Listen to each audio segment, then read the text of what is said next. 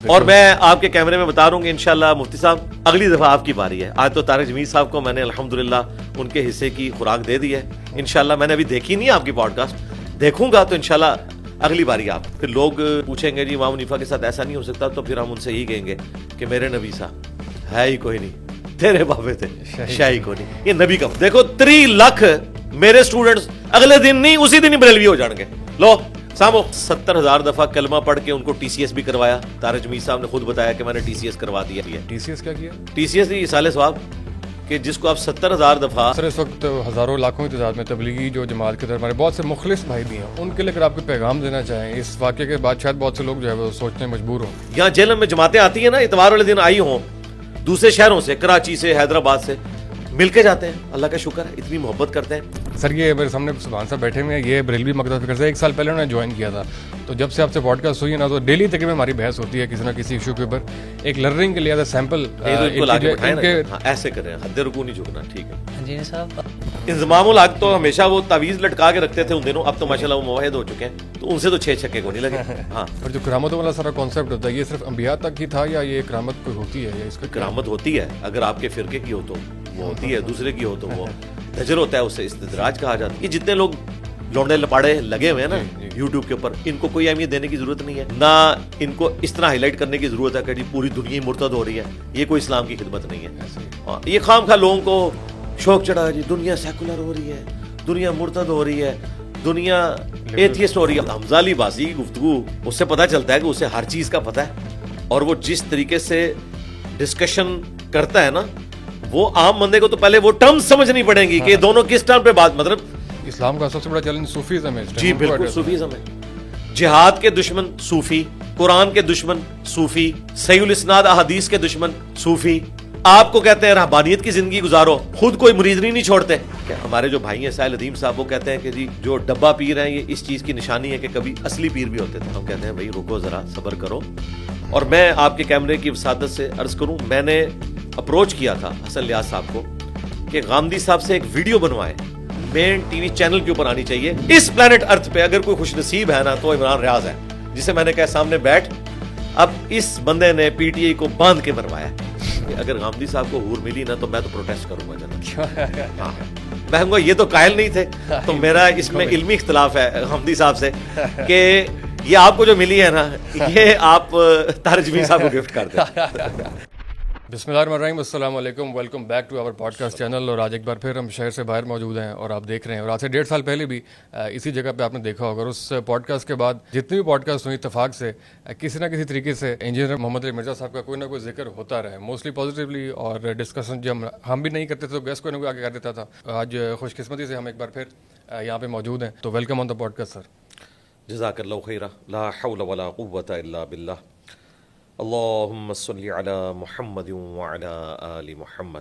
احمد بھائی آپ کو خوش آمدید ہے جی جیلم اکیڈمی میں. اللہ کا نام لے کے شروع کریں. جزاک اللہ خیر. بڑے عرصے بعد آپ نے شروع کیا دوبارہ سے. درمیان میں ہم دیکھا کہ 8 مہینے کا شاید وقفہ آیا, پوڈ کاسٹ اور انٹرویوز ذرا وہ ہوئے, تو اتنی طویل بریک کی اور وقفے کی کیا وجہ تھی؟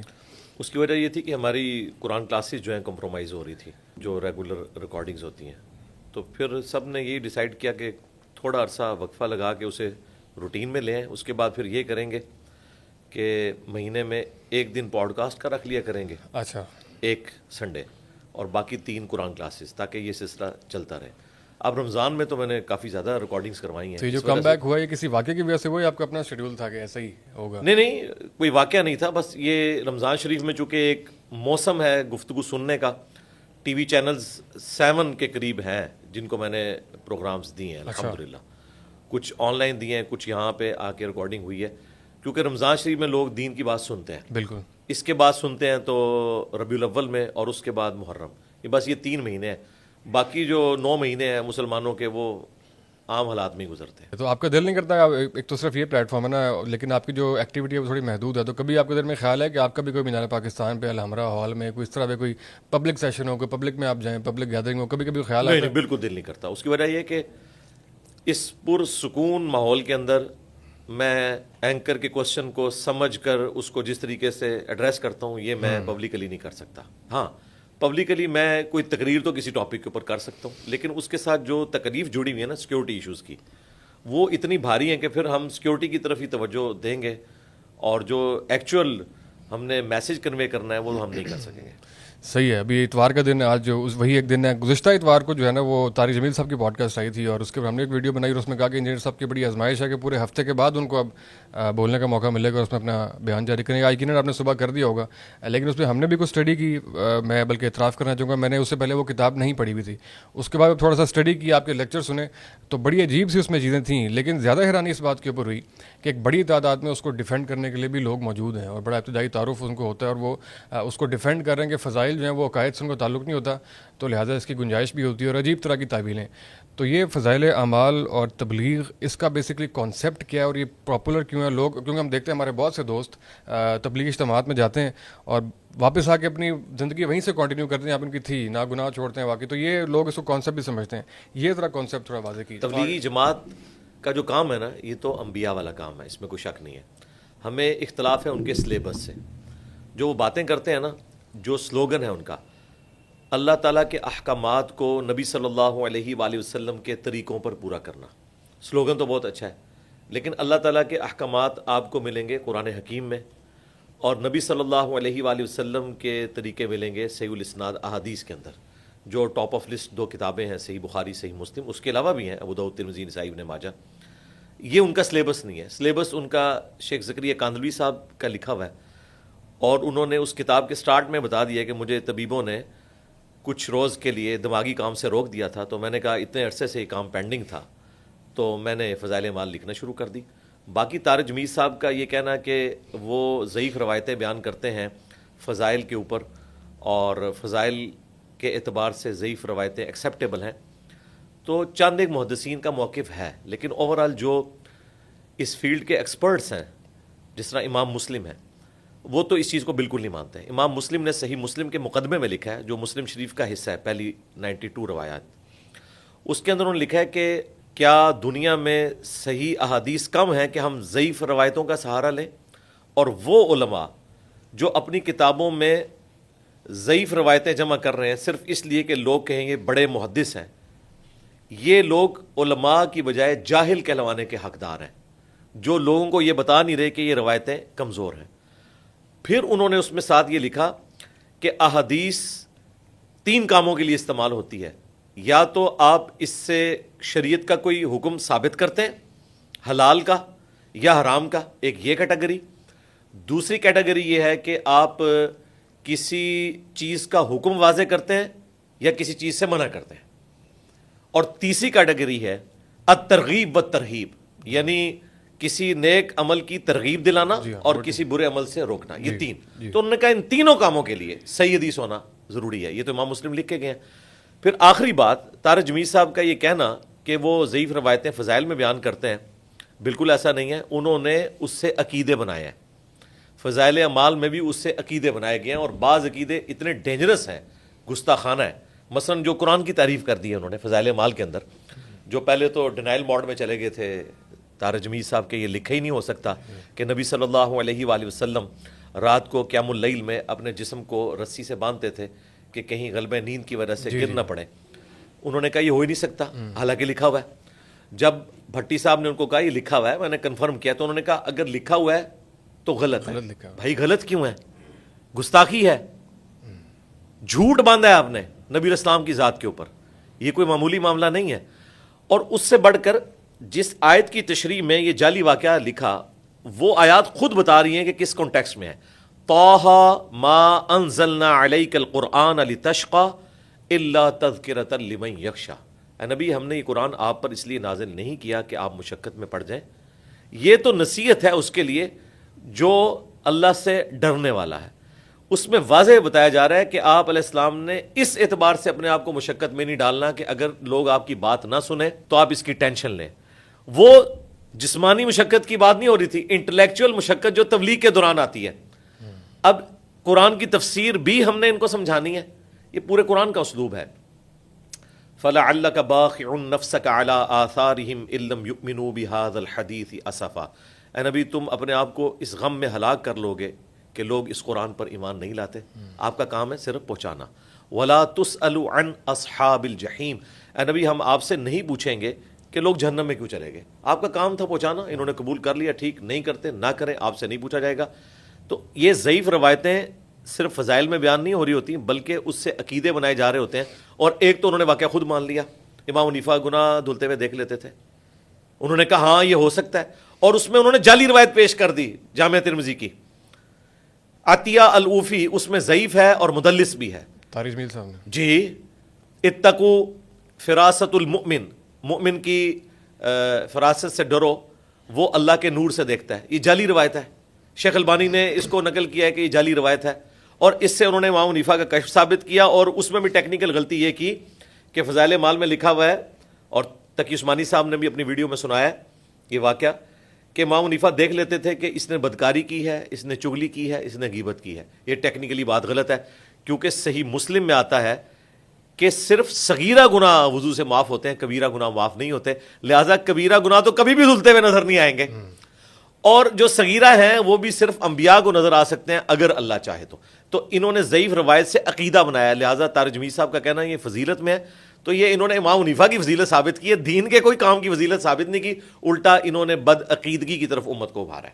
اور جو کرامتوں والا سارا کانسیپٹ ہوتا ہے یہ صرف انبیاء تک ہی تھا یا یہ کرامت کوئی ہوتی ہے, یا اس کا کرامت ہوتی ہے, اگر آپ کے فرقے کی ہو تو وہ ہوتی ہے, دوسرے کی ہو تو وہ دجل ہوتا ہے, اسے استدراج کہا جاتا ہے. کرامت کو ہم مانتے ہیں, لیکن کرامت ہمیشہ خلاف عقل ضرور ہوتی ہے لیکن خلاف شرع نہیں ہوتی. یہ ہماری شریعت ہے کہ وحی کا جو معاملہ ہے یہ نبی کے ساتھ خاص ہے. اگلی امتوں میں محدث ہوا کرتے تھے, بخاری مسلم میں آتا ہے.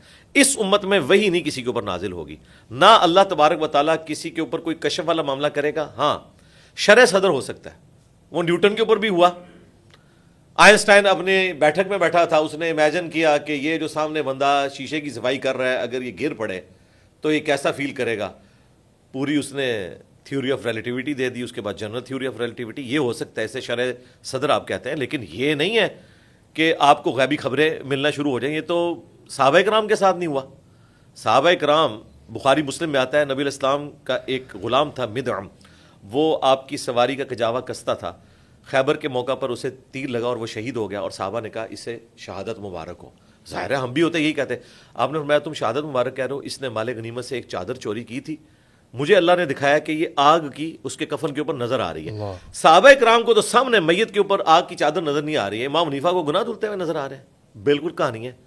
صحابہ کرام پھر گھروں کو دوڑے, اگر کسی نے رسی کا ایک ٹکڑا بھی بے قیمت سمجھے اٹھا لیا تھا, وہ لا کر مال غنیمت میں جمع کروایا. یہ اتنا سینسٹیو ایشو ہے, یہ خام خواہ عقائد بنانا شروع کر دیتے ہیں.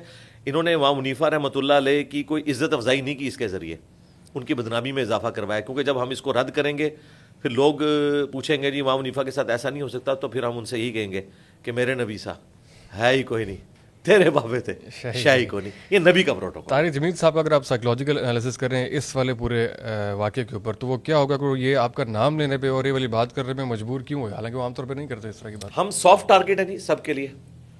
جن لوگوں نے ان کو سورند سور کہا ان کی قبر پہ جا کے دعا کرتے ہیں, اور 70,000 دفعہ کلمہ پڑھ کے ان کو ٹی سی ایس بھی کروایا. طارق جمیل صاحب نے خود بتایا کہ میں نے ٹی سی ایس کروا دیا, حالانکہ وہ روایت بھی جعلی ہے, وہ بھی فضائل مال میں لکھی ہوئی ہے کہ بخشش ہو جاتی ہے. ٹی سی ایس کیا کیا ہے؟ ٹی سی ایس اصال ثواب, کہ جس کو آپ 70,000 دفعہ لا الہ الا اللہ پڑھ کے اصال ثواب کر دیں, یہ کہتے ہیں اس کی مغفرت ہو جاتی ہے. اور یہ انہوں نے فضائل مال سے سیکھا ہے, کسی حدیث کی کتاب میں یہ چیز موجود نہیں ہے. جو ان کو گالیاں دیتے ہیں ان کی رسپیکٹ کرتے ہیں, اور جو انہیں حافظہ اللہ کہتے ہیں ان کے ساتھ اس قسم کا سلوک کرتے ہیں. تو اس سے طارق جمیل صاحب نے اپنے حق میں برائی کروائی ہے. مجھے تو کوئی فرق نہیں پڑے گا. میں نے تو آج 2 گھنٹے میں پوری پوڈ کاسٹ میں جو مجھ سے متعلق حصہ تھا اسے میں نے الحمدللہ ریبٹل کیا ہے. طارق جمیل صاحب نے مجھے اس میں گمراہ کہا ہے, بدتمیز کہا ہے, مرزے ورڈ بولا ہے, ٹھیک ہے, تحقیر سے میرا نام لیا ہے. اس کے بعد انہوں نے کہا کہ بخاری مسلم کا بخار چڑھا ہوا ہے ان کو. بیسیکلی تو وہ بخار اگر تھا ان کی نظر میں تو وہ میرے ذریعے پہنچا نا, تو انہوں نے سارا غصہ میرے اوپر نکالا. اس طرح کرنے سے انہوں نے اپنی کمزوریوں کو چھپانے کی کوشش کی. وہ چھپی تو نہیں ہے, باتوں کے جواب تو انہوں نے بالکل نہیں دیے ہیں. ہونا تو چاہیے تھا کہ جو سوال پوچھے جا رہے ہیں بھائی اس کا جواب دو. یہ تو نہیں کہ تیری پھوپھی ناچ گئی تھی, بھائی میری ساری پھوپھیاں بھی ناچ جان. سوال تو اپنی جگہ موجود ہے کہ یہ جو آپ کے پھوپھا جی نے لکھا ہے فضائل مال میں, اس کا کیا جواب ہے؟ اس کا تو جواب ان کے پاس کوئی نہیں تھا. تو اس لیے انہوں نے کہا یہ بدتمیزی ہے, اس طریقے سے بولنا نہیں چاہیے. بھائی جو فضائل اعمال کی غلطیاں ہائی لائٹ کر رہا ہے اور آپ بھٹی صاحب کے اس انٹرویو کے اندر لاجواب ہوتے ہوئے کہہ رہے ہیں کہ مجھ سے فضائل اعمال کے بارے میں بات نہ کرو, یہ غلط ہے.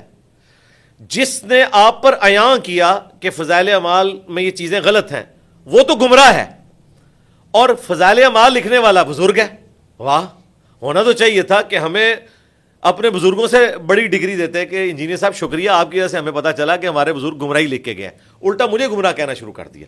تو بڑی زیادتی والی بات ہے. سر اس وقت ہزاروں لاکھوں کی تعداد میں تبلیغی جو جماعت کے اندر ہمارے بہت سے مخلص بھائی بھی ہیں, ان کے لیے اگر آپ کو پیغام دینا چاہیں اس واقعے کے بعد, شاید بہت سے لوگ جو ہے وہ سوچنے مجبور ہوں, کیا اوور آل کام ان کا ٹھیک ہے, بیچ میں سے کچھ کام ٹھیک ہے, یا ان کو کس طرح اپنی اصلاح کرنی چاہیے؟ ہم تو عرصہ دراز سے تبلیغی جماعت والوں کو سمجھا رہے ہیں کہ آپ ہماری جماعت ہیں, ہم آپ کو آن کرتے ہیں, نبیوں والا کام کر رہے ہیں. اور مجھے تبلیغی جماعت سے اس لیے عقیدت ہے کہ یہ اپنی جیب سے لگا کے کرتے ہیں. میرے لیے یہ جو پیسے والا فتنہ ہے نا, یہ اتنی بڑی چیز ہے, کیونکہ جامع ترمذی میں حدیث ہے ہر امت کا کوئی نہ کوئی فتنہ ہے اور میری امت کا فتنہ مال ہے. تبلیغی جماعت کو اللہ نے یہ خوبی دی ہے کہ وہ اپنی جیب سے لگا کے جاتے ہیں. تو ہم ان کو ہمیشہ ریکویسٹ کرتے ہیں کہ یار کام بہت اچھا ہے, اپنا سلیبس جو ہے نا اس کو ایڈریس کرو. ہزاروں ہمارے اسٹوڈنٹس تبلیغی جماعت میں ہیں, انڈیا میں بھی, پاکستان میں بھی. یہاں جیلم میں جماعتیں آتی ہیں نا, اتوار والے دن آئی ہوں دوسرے شہروں سے, کراچی سے, حیدرآباد سے, مل کے جاتے ہیں. اللہ کا شکر ہے, اتنی محبت کرتے ہیں. انشاءاللہ تبلیغی جماعت کے اندر بھی یہ اصلاح کا سلسلہ شروع ہو چکا ہے آہستہ آہستہ انشاءاللہ تعالی. اب دیکھیں طارق جمیل صاحب نے بھلے میرے ہی روب کی وجہ سے یا ارشاد بھٹی صاحب کی ان چیزوں کو ہائی لائٹ کرنے کی وجہ سے یہ کہہ دیا کہ فضائل مال غلط ہے, تو یہ آپ سمجھ لیں تحویل قبلہ ہے, بڑی سٹیٹمنٹ ہے, بڑی سٹیٹمنٹ ہے.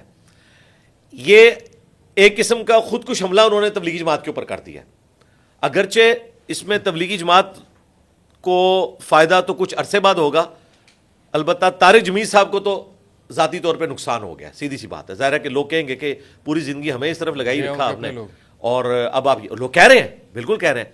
پھر دیکھیں مجھے اس میں یہ بھی آپ کے پلیٹ فارم سے بات چلی جائے, انہوں نے کہا کہ انجینئر جو ہے نا یہ کہتا ہے چشتی دجال, تھانوی دجال, شبلی دجال. او بھائی جب لوگ اپنے ناموں کے کلمے پڑھائیں گے تو ہم ان کو کیا کہیں؟ نبی الاسلام نے تو فرمایا, بخاری مسلم کی حدیث ہے, قیامت اس وقت تک قائم نہیں ہوگی جب تک کہ 30 جھوٹے دجال نہ پیدا ہو جائیں اور سارے دعوے نبوت کریں گے. اب وہ جو دعوے نبوت ہے وہ کہتے ہیں نہیں جی وہ دعوے نبوت نہیں ہے, صرف انہوں نے ٹیسٹ کرنے کے لیے اپنے نام کا کلمہ پڑھوایا.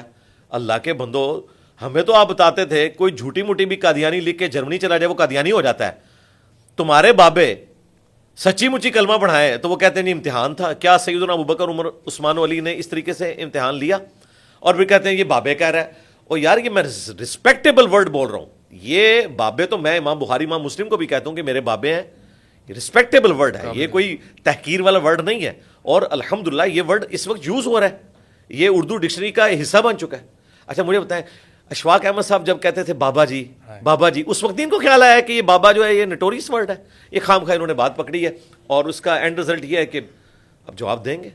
ایسے ہی آپ نے صحیح فرمایا کہ طارق جمیل صاحب کو اپنے لوگوں کا فیڈ بیک مل رہا ہے کہ آپ نے میں یہ کر دیا وہ کر دیا. اس کے بعد بھٹی صاحب پہنچے ہیں مفتی طارق مسعود صاحب کے پاس, انہوں نے کچھ باتیں ایسی کی ہیں جس سے وہ اپنی کانسٹیٹوئنسی میں ایک ہیرو بن گئے ایک طریقے سے, اس کا خراب بہتر جواب دیں گے. ان کا یہ کہنا ہے, نئی بات شاید انہوں نے کی ہے کہ اگر انجینئر صاحب جو ہے وہ تھانوی رسول اللہ اور چشتی رسول اللہ کہنے والوں کو یہ موقف رکھتے ہیں تو ایک سینسٹیو معاملہ ہے, انہیں کافر ڈکلیئر کریں. جس طرح ہم قادیانیوں کو کافر ڈکلیئر کرتے ہیں اور ان کو مسلمان نہیں سمجھتے, تو کھل کے سامنے ہے. اور انہوں نے یہ آپ سے مطالبہ کی, تفصیلی ویڈیو بھی آپ نے, میں تو کھل کے سامنے ان کو پتہ ہی نہیں ہے, میں تو کب سے ڈکلیئر کر دیں. ہاں جی, میں نے کب سے ڈکلیئر کیا ہوا ہے کہ جو لا الہ الا اللہ چشتی رسول اللہ کا قائل ہے وہ دار اسلام سے خارج ہے. اگر کسی مسلمان کا اس سے ہٹ کے عقیدہ ہے تو وہ بتائے نا. مفتی طارق مسعود صاحب اپنا عقیدہ واضح کریں نا کہ چشتی رسول اللہ کہنے والا مسلمان رہتا ہے. اس سے اگلی بات, آلریڈی مفتی اعظم پاکستان کا فتویٰ آ چکا ہے اس پہ.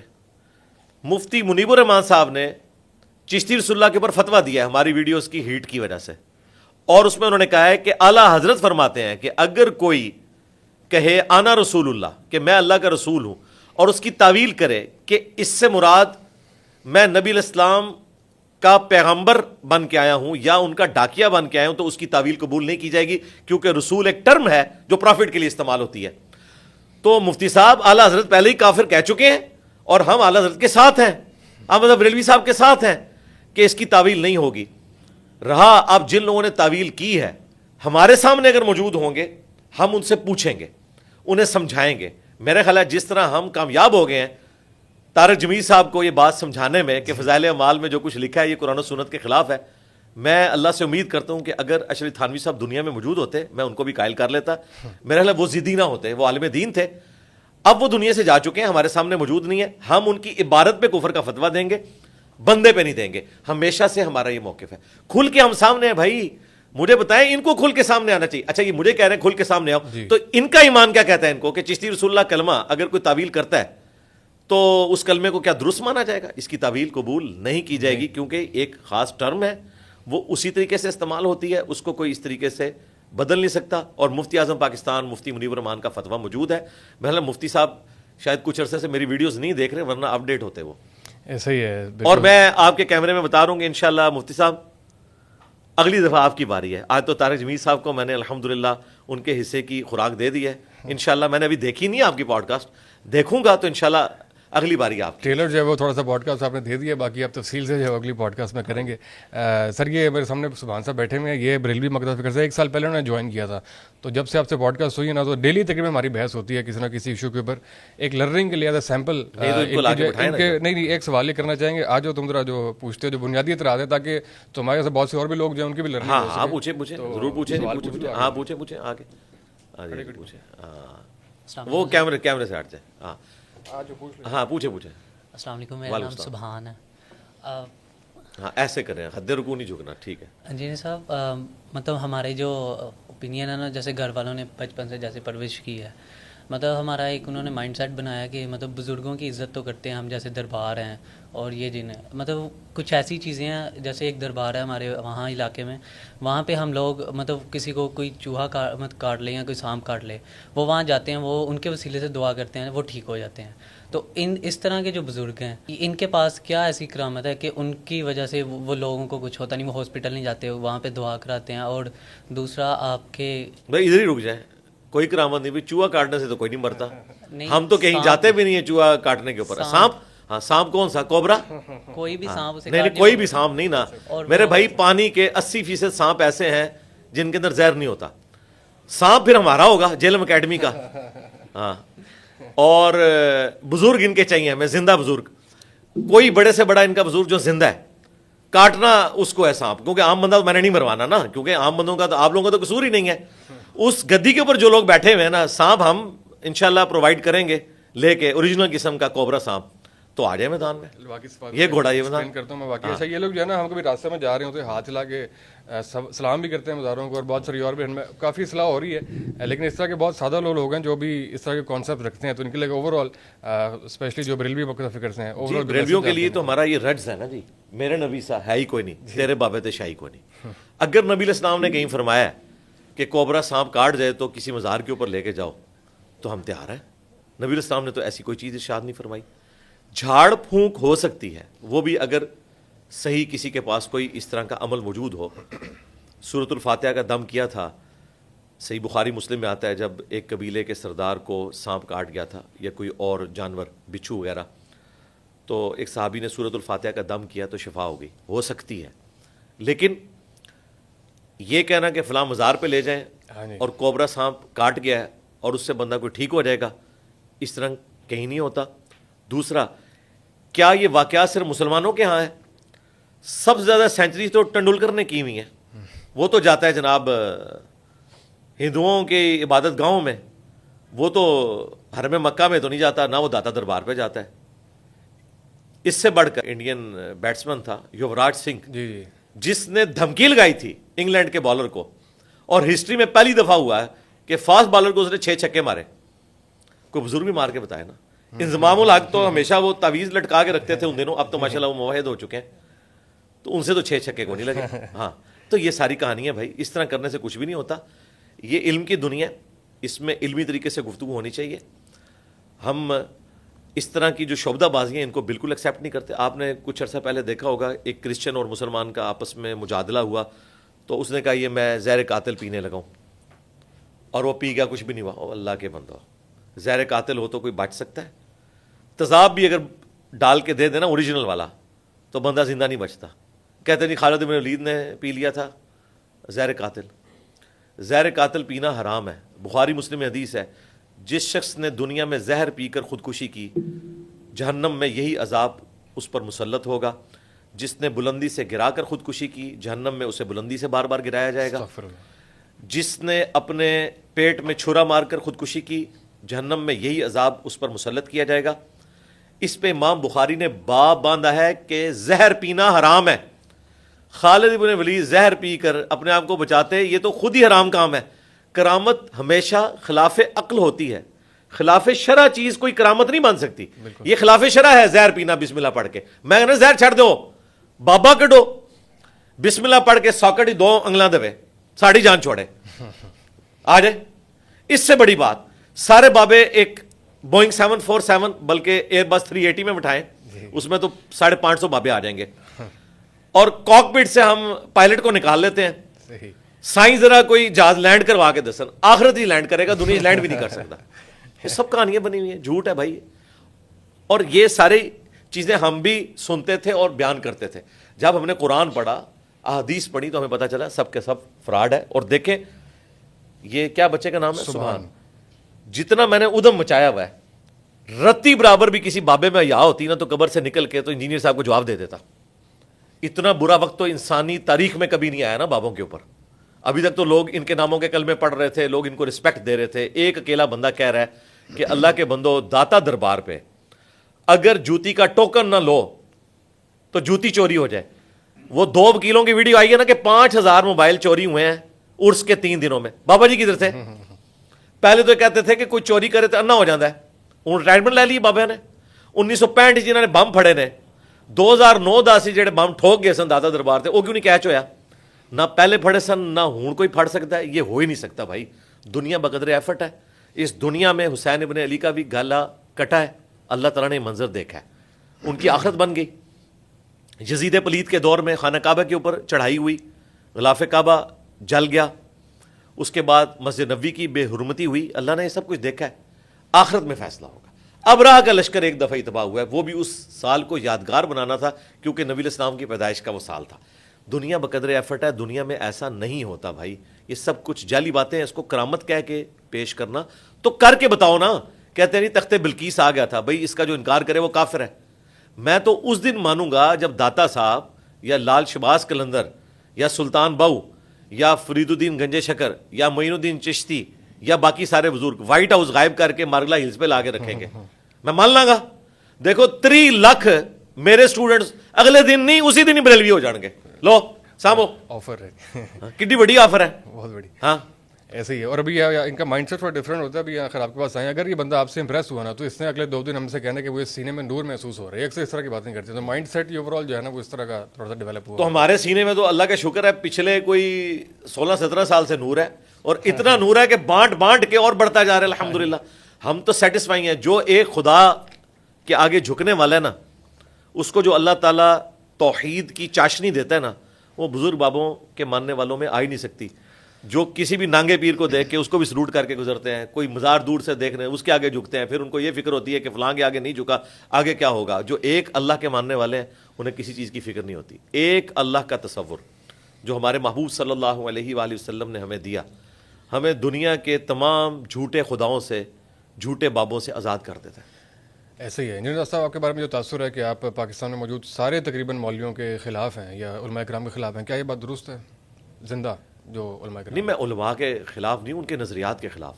अगर मैं उलमा के खिलाफ हूँ तो मैं इनके नामों के साथ हाफिज़उल्लाह पढ़ रहा हूँ। क्या मैं इनके पीछे नमाज पढ़ने से मना करता हूँ? मैं तो जितने उलमा यहाँ आते हैं ना इमामत के लिए, मैं उन्हें आगे करता हूँ। यार और तो और छोड़ दें, गामदी साहब से हमें बुनियादी इख्तलाफात हैं अकायद और नज़रियात के, कि उन्होंने चंद चीज़ें उम्मत की मेन स्ट्रीम से हट कर दी। उनके दामाद इधर आए थे, मैंने उनको मेन चेयर के ऊपर बिठाया था, नमाज का वक्त नहीं था, वरना मैं इमामत पे भी उनको आगे करता। तो अल्लाह का शुक्र है हम सिर्फ इल्मी इख्तलाफ करते हैं अकायद और नज़रियात के साथ, ना कि ये कि हम किसी से पर्सनली कोई नफरत करते हैं। वरना हाफिज़उल्लाह तो ना कह रहे हो, ये तो ना कह रहे हो उनको चंदे दो। और फिर देखें हमारे स्टूडेंट्स, अल्लाह का शुक्र है, इन उलमा की वीडियोस देखते हैं। अभी ये इरशाद भट्टी साहब के साथ पॉडकास्ट हुई, हमारी पॉडकास्ट 2 हफ्ते में 1.8 पे पहुंची है, اور طارق جمیل صاحب کی پوڈ کاسٹ 4 دن میں 1.8 پہ پہنچ گئی. مجھے ایک بندے نے ای میل کی یہ کیوں ہے, میں نے کہا بھی اس لیے کہ بھئی وہ جو 1.8 ہے نا ان میں آدھے زیادہ ہمارے اسٹوڈنٹ ہیں, اور جو ہمارے 1.8 ہیں ان میں ان کے بہت کم ہو. ظاہر ہے انہوں نے تو ایک پٹی پڑھائی ہوئی ہے کہ اس کو سننا بھی نہیں ہے, ایسے ہی ٹھیک ہے, اور ہم کہتے ہیں ان کو ضرور سننا ہے. آپ کو مزید یقین آئے گا کہ آپ کا استاد صحیح باتیں کر رہا ہے. ابھی انشاءاللہ تعالیٰ یہ طارق مسعود صاحب کی اپلوڈ ہوئی ہے, این ممکن ہے یہ طارق جمیل صاحب والی پوڈ کاسٹ کو بھی پیچھے چھوڑ جائے. اس کی وجہ ہے کہ ہم لوگوں کو ترغیب دیتے ہیں کہ سنو بھائی کیا کہہ رہے ہیں, تاکہ آپ کو یقین آ جائے کہ ان کے پلے کوئی شے نہیں ہے. تو اس میں اگر آپ نے کچھ سنا ہے اور مجھ سے پوچھنا چاہتے ہیں تو میں بتا دیتا ہوں. نہیں وہ پوچھ لیے. خیر پوائنٹ تھوڑا سا آگے غامدی صاحب کے والد سے ایک پوائنٹ تھا, آپ نے ان کا نام لیا, مجھے اندازہ تھا آپ نام لیں گے. حمزہ علی عباسی صاحب کو اس دنوں آئے تھے پوڈ کاسٹ پہ, کافی اچھی انہوں نے گفتگو کی. یہاں پر آپ کے پاس بھی آئے تھے, آپ کو بھی ان کے بارے میں کوئی تاثر ہوگا. اس پہ بنیادی اعتراض لوگوں نے بنیادی یہ بھی کیا کہ یہ کون ہوتا ہے دین کی بات کرنے والا, اور یہ ایکٹر ہے, اس کو اپنی فیلڈ میں رہنا چاہیے. تو لوگوں کا یہ اعتراض درست ہے یا ہر ایک کو حق ہونا چاہیے اپنی بات کرنے کا؟ اس طرح کی ٹوکری میں پھینکنا چاہیے اس قسم کا اعتراض. دوسرا یہ مذہبی طبقہ کر رہا ہے اعتراض, جی بہت زیادہ. ہاں تو ان سے پوچھیں کہ جنید جمشید صاحب رحمہ اللہ انہوں نے کون سی ڈگری حاصل کی تھی. ڈاکٹر ذاکر نائک حافظہ اللہ تعالیٰ MBBS ڈاکٹر, ان کے پاس کون سی ڈگری ہے؟ کہتے ہیں جی وہ کمپیریٹیو ریلیجن میں کام کرتے ہیں. اللہ کے بندوں, کافروں کے مقابلے پہ تم نے اپنا وہ بندہ لانچ کیا ہوا ہے جو اس قابل ہی نہیں کہ مسلمانوں کے آپس کے مسائل سیٹل کر سکے, اس کو تم نے کافروں کے مقابلے پہ لانچ کیا ہوا ہے. عقل کام کرتی ہے؟ ان کا انٹلیکچوئل لیول ہے, انہوں نے محنت کی ہے. احمد دیدات صاحب, ان کے پاس کون سی ڈگری تھی؟ تو یہ ان کے جذباتی اعتراضات ہیں.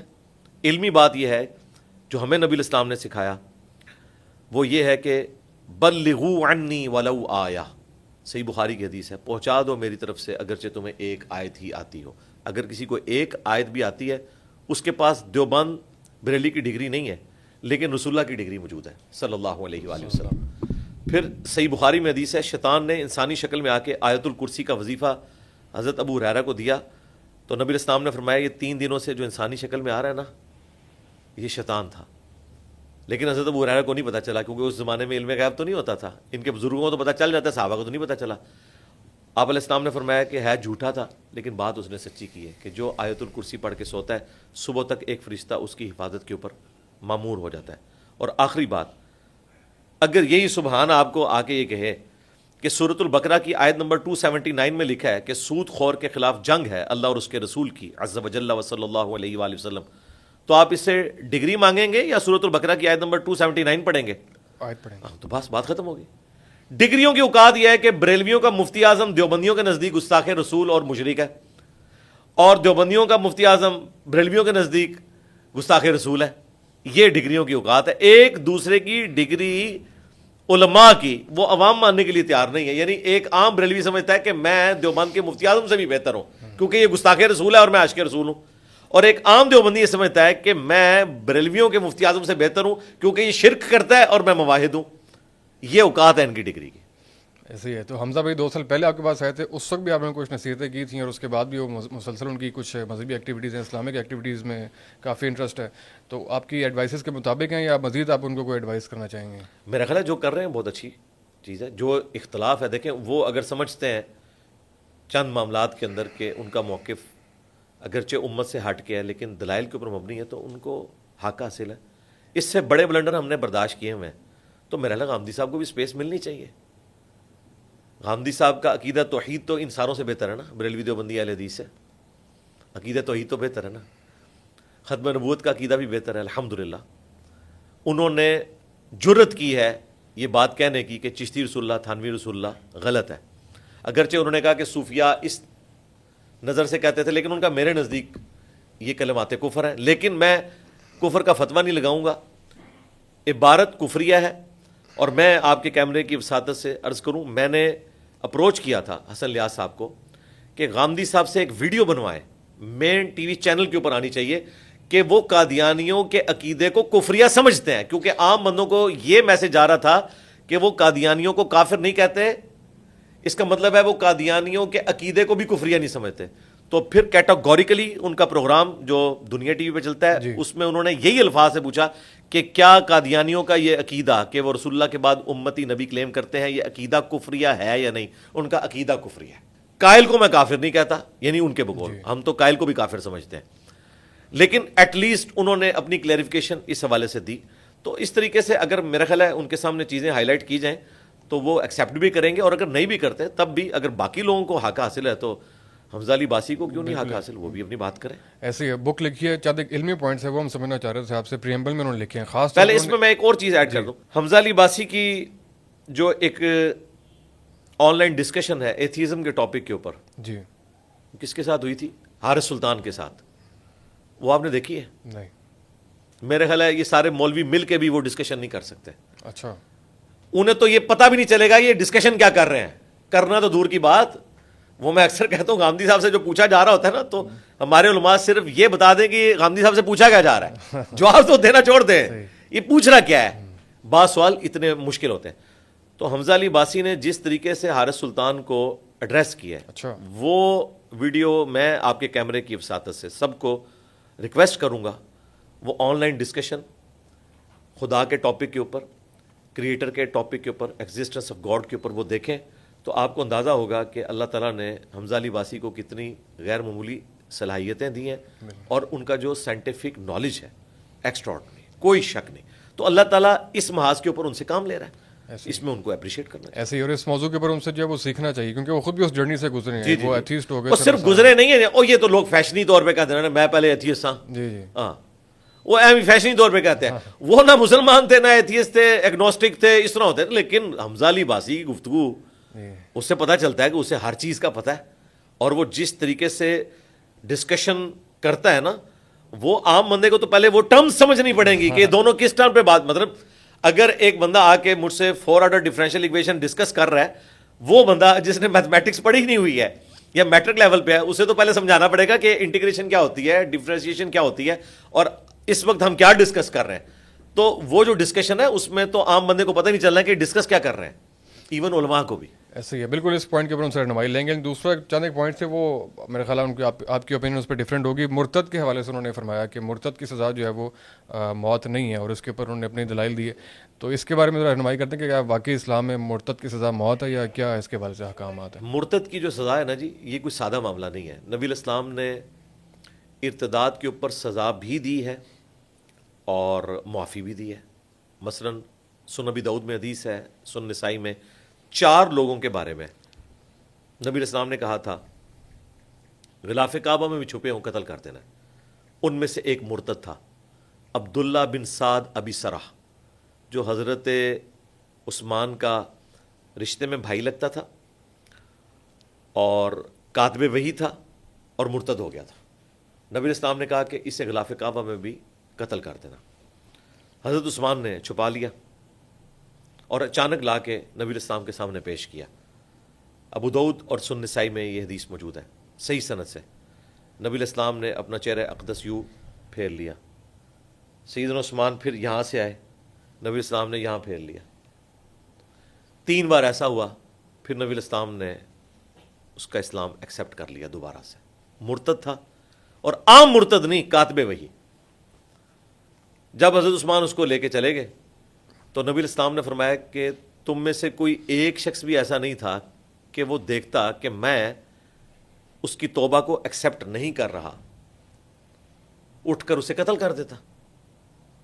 تو صحابہ کرام نے کہا کہ یا رسول اللہ, آپ اگر آنکھ سے ہمیں اشارہ کر دیتے نا تو ہم اسے قتل کر دیتے. تو نبی اسلام نے کہا کہ کسی نبی کے لیے یہ شایع نہیں کہ وہ آنکھ سے اشارہ کرے. لیکن اس واقعے سے یہ چیز پتہ چل گئی کہ اتنا سویر قسم کا مرتد کہ جو کاتبین وحی میں سے تھا, اور اس کی وجہ سے نبی الاسلام کی نبوت سٹیک پہ لگ گئی نا. جب کاتب وحی مرتد ہو جائے تو پیچھے کیا رہ گیا؟ نبی الاسلام نے اس کی توبہ بھی قبول کی, اور بعد میں حضرت عثمان کے زمانے میں یہ مصر کا گورنر بھی لگا, وہاں پہ وہ اختلافات بھی ہوئے, لیکن الٹیمیٹلی آخری عمر ان کی بڑی اچھی گزری ہے. مولانا مودودی رحمہ اللہ نے خلافت و ملوکیت میں ان کی تعریف کی ہے کہ وہ پھر کامل الایمان مومن رہے ہیں آخری وقت تک. ایون انہوں نے حضرت معاویہ کا ساتھ بھی ان کی دور ملوکیت میں چھوڑ دیا تھا. انہیں پتہ چل گیا تھا کہ حضرت معاویہ کا حضرت علی کے خلاف جو خروج ہے اس میں دنیاوی انٹینشن ہے, تو وہ آخری وقت تک ایمان پہ قائم رہے ہیں. لیکن شرعی اعتبار سے اتنے خطرناک مرتد تھے, نبی الاسلام نے ان کی توبہ قبول کر لی. تو اس قسم کے واقعات جو ملتے ہیں اس کی وجہ سے یہ بالکل کوئی موضوع پھینکنے والا نہیں ہے قتل مرتد والا. باقی جو آج کل مرتد ہے نا, اور بھائی وہ پہلے ہی کافر ہیں, وہ کہاں سے مرتد ہوئے؟ مرتد تو ہوتا ہے جو اسلام چھوڑ جائے. جو نسلاً مسلمان ہے, جس نے کنوکشن والا اسلام قبول نہیں کیا, پوری زندگی اس نے نماز نہیں پڑھی, آپ کے نزدیک مسلمان ہے, ہمارے نزدیک مسلمان نہیں ہے. باقی وہ فوت ہوگا, اس کا جنازہ بھی پڑھیں گے, نکاح طلاق کے معاملات بھی اس کے ساتھ ہوں گے. جس طرح کئی ایتھیسٹ ہیں اور وہ کہتے ہیں ہم ہندو ہیں, وہ اپنے جو دنیاوی معاملات ہیں ہندوازم کے مطابق لے کے چلتے ہیں. تو یہ مسلمانوں میں گھسے ہوئے اس قسم کے جو ایتھیسٹ ہیں, جنہوں نے اپنا اوڑھنا بچھونا ایتھیزم کو بنایا ہوا ہے, لیکن جب رسومات کی باری آتی ہے تو یہ عیدی بھی دیتے ہیں, ٹھیک ہے, رمضان میں افطار پہ بھی چلے جاتے ہیں بغیر روزے کے. ان کو ہم مسلمانوں کی طرح ٹریٹ کریں گے. باقی اگر آپ یہ کہتے ہیں نا کہ ان کا کفر کسی پہ واضح ہو تو حکومت پاکستان ان کو قتل کروا دے, نہیں جناب, یہ مسلمان تھے ہی نہیں. یہ آج کل کتنے جعلی ایتھیسٹ ایکس مسلم کے نام سے پیجز چلا رہے ہیں. ان سے صرف نماز سن لینا تو شاید 1000 میں ایک بندہ بھی نہ سنا سکے. یہ نسلاً مسلمان تھے, مولویوں سے متنفر تھے, نہ ان کے ماں باپ نماز پڑھتے تھے نہ یہ خود نماز پڑھتے تھے. کوئی ہزاروں میں ایک ہوگا, میں یہ نہیں کہتا کیٹیگوریکل, لیکن میجورٹی ایگنوسٹک قسم کے لوگ تھے.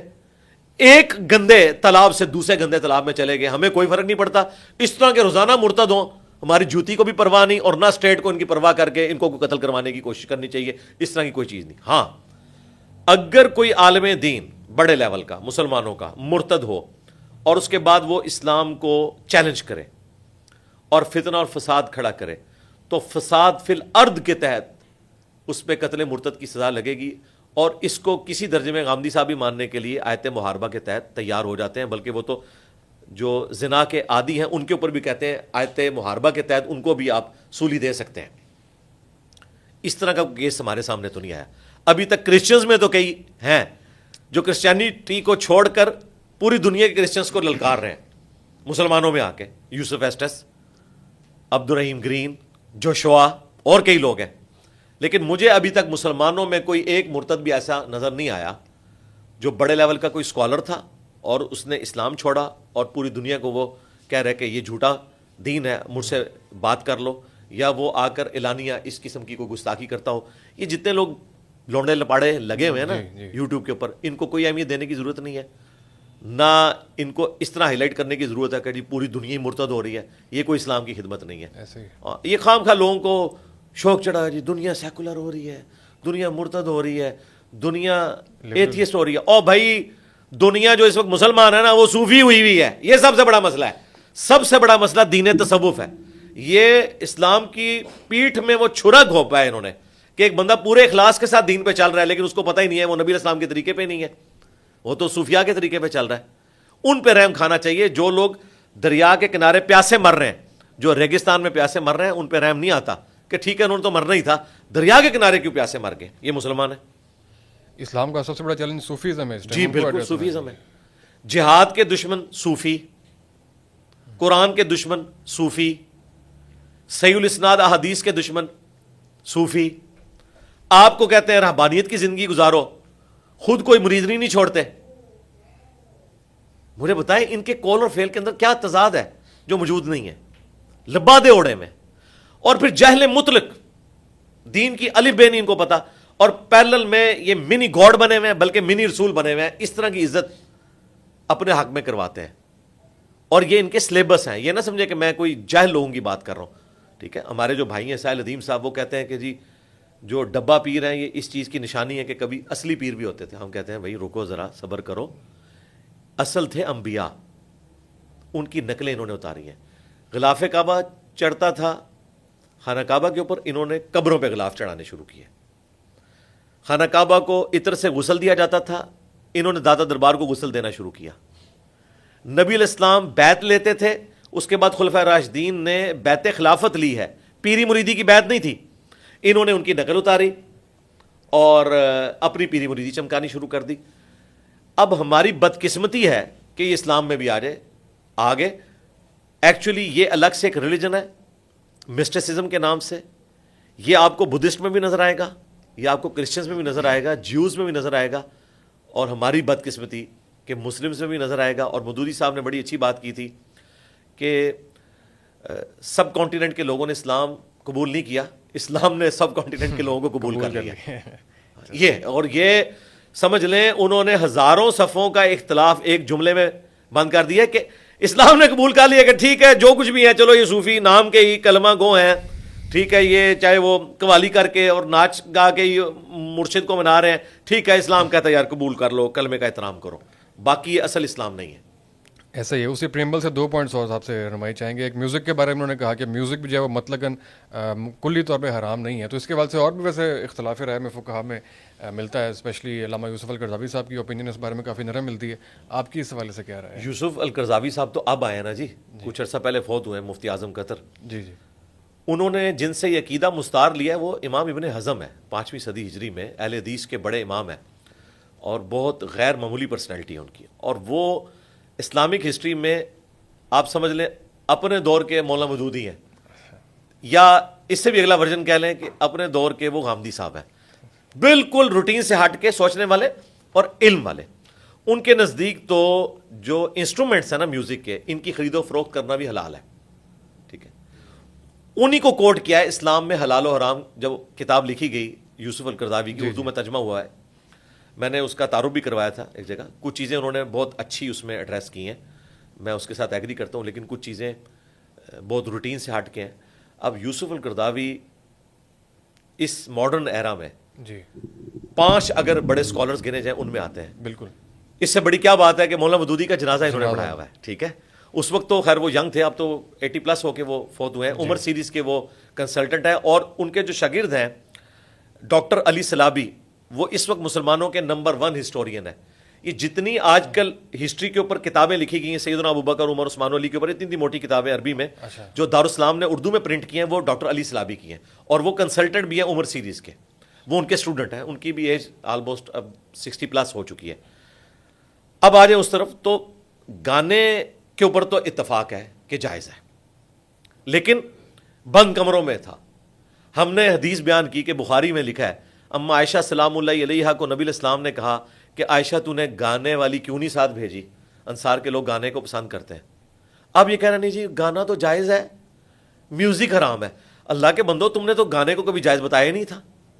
ڈاکٹر ذاکر نائک نے جرت کی نا, انہوں نے تو اپنے اسٹیٹ سے وہ گانا, وہ ایک عرب سے ہے نشید پڑھنے والے, انہوں نے وہ پڑھا تھا زوجتی انتی حبیبتی انتی, بیوی کی شان میں ایک گانا, اور وہ ووکل ساؤنڈز کے ساتھ. اس کے اوپر تو سب ایگری کرتے ہیں نا, جو ماؤتھ ساؤنڈز ہیں. ہاں وہ تو اب اتنی زبردست آ گئی ہیں کہ ہمیں تو میوزک کی ضرورت ہی نہیں ہے. رہا بیک گراؤنڈ میوزک, اگر کسی ڈاکومنٹری کے پیچھے لگایا جاتا ہے, جس طرح عمر سیریز میں لگایا ہے, یا یوسف علیہ السلام پہ جو فلم بنی ہے, وہ تو اس کی روح ہے, آپ سمجھ لیں, اس کے بغیر تو اس کا سارا ٹیسٹ ہی ختم ہو جائے گا. تو میں اس قسم کے جو میوزک ہیں ان کے معاملے میں میں ڈھیلا موقف رکھتا ہوں. رہا یہ بیہودہ قسم کے گانے, شرکیہ شاعری, لچھے دار گفتگو, مرد و عورت کا اختلاط, تو یہ تو صراحتاً حرام ہے, اس کو ہم جائز نہیں سمجھتے. غامدی صاحب نے اس ماڈرن دور میں میوزک کے حوالے سے نرم رویہ اڈاپٹ کیا, لیکن جب ان سے پوچھا گیا کہ آپ کسی غزل کی محفل میں جا کے بیٹھے, تو انہوں نے کہا یار میں ایک مذہبی پرسنالٹی ہوں, میں نے آپ کو شرعی مسئلہ بتایا, اس طرح کی محفل میں ایک مذہبی بندے کا کام نہیں کہ وہ جائے. ہاں یہاں تو اب یہ اسی طریقے سے ہے کہ اگر کوئی مجھے پوچھے پینٹ شرٹ کے بارے میں, تو میں تو اسے جائز سمجھتا ہوں. اگر آپ کہیں کہ آپ پہنو, تو میں پہنتا نہیں ہوں, ظاہر ہے میرا شروع سے ڈریس ہے. جائز ہونا اور چیز ہے, اور کسی چیز کو اڈاپٹ کرنا اور چیز ہے. بہرحال ان شارٹ یہ ہے کہ میوزک والا جو گانا ہے, مرد و عورت کا اختلاط ہو, گندی شاعری ہو, اور یہ آج کل کے جو ڈسکو قسم کے گانے ہیں, اس سے تو وائڈ کریں. ہاں جنگی ترانے ہوں, ملی نغمے ہوں ISPR کے, تو وہ آپ گنگنا لیں. کیوں گناہگار کہہ رہے ہیں مطلب, ٹھیک ہے, وہ آپ گنگنا لیں. تم سارے گناہگار. دیکھیں اگر ہم یعنی پاکستان سے محبت رکھتے ہیں, دیکھیں میں نے آج وہ 23 مارچ کے جھنڈا لگایا ہوا ہے, یہ میں نے ISPR کی وجہ سے نہیں لگوایا ہوا. اور میرا تو عقیدہ ہے کہ پاکستان ایک پولیٹیکل لیڈر کی محنت سے, بلکہ 2 لیڈرز, ایک گاندھی صاحب اور دوسرے جناح صاحب, سب کانٹیننٹ کو آزادی ملی ہے. یہ کسی جرنیل نے ہمیں جتوایا نہیں ملک, ہم نے ایک پولیٹیکل اسٹرگل کے بعد ون کیا ہے. ہم نے 23 مارچ کو 14 اگست کو فوج کی نشانی بنا دی ہے. فوجی بیچارے اکیلے وہ پریڈیں کرتے ہیں اور ہم ٹی وی پہ دیکھتے ہیں. حالانکہ ہر پاکستانی کو یہ دن منانا چاہیے, فوج پہ صرف نہیں ڈال دینا چاہیے.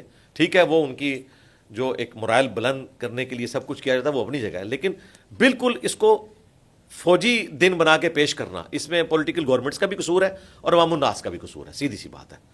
تو آپ آئی ایس پی آر کے بھی گانے سنیں, اچھی بات ہے.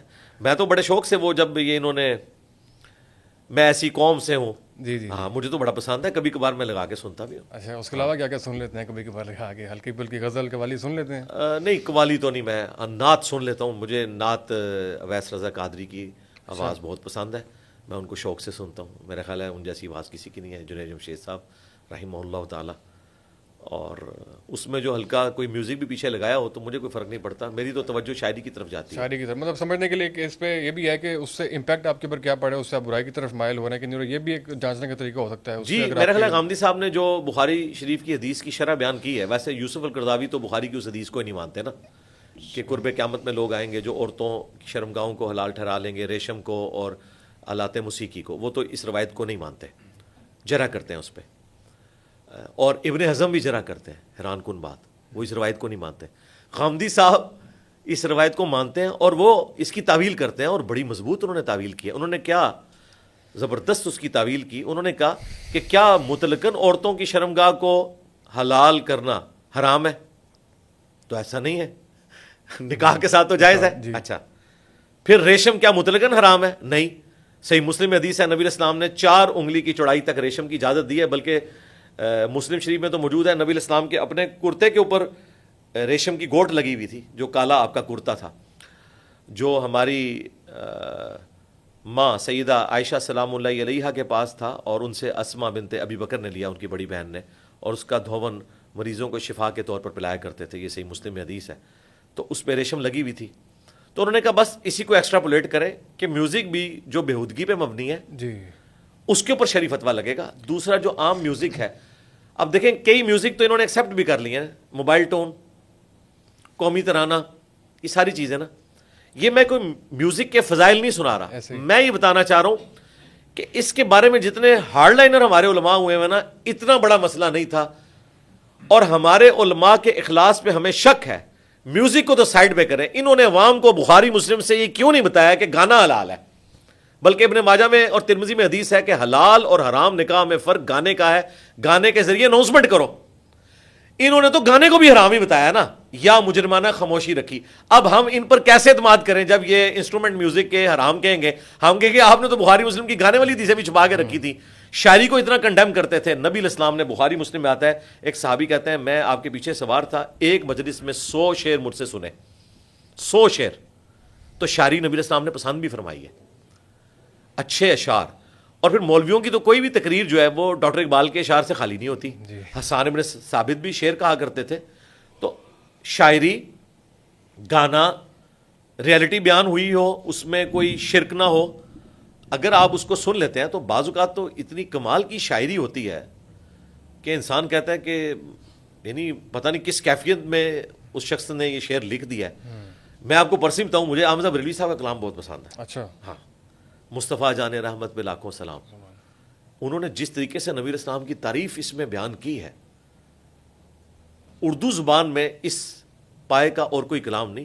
150 اشعار ہیں نبی اسلام کی آنکھ مبارک, آپ کی زبان مبارک, آپ کے ہونٹ مبارک, آپ کے ہاتھ مبارک, ایک ایک چیز کو انہوں نے ڈسکس کیا اور اس پہ سلام بھیجا. اور ایسے زبردست انداز میں اردو کے انہوں نے, ظاہر وہ بریلی کے رہنے والے تھے, تو مجھے تو بڑا پسند ہے ان کا کلام, میں تو شوق سے سنتا ہوں. ایسے ہی ہے. تھوڑا دوسری طرف چلتے ہیں. انجینئر صاحب آپ نے بھی آئی ایس پی آر کا بھی ذکر کر دیا اور اپنی رائے بھی تھوڑی سی دی ہے, اور جو رائے آپ نے دی ہے یہ شاید کچھ لوگوں کے حیران کن ہو, کیونکہ کوئی لوگ یہ بھی پروپیگنڈا کیا ہوا ہے کہ کچھ لوگوں نے, یا آرمی نے یا ملٹری نے آپ کو لانچ کیا ہے, اور پچھلے دنوں کانٹروورسی بھی پوری ہوئی.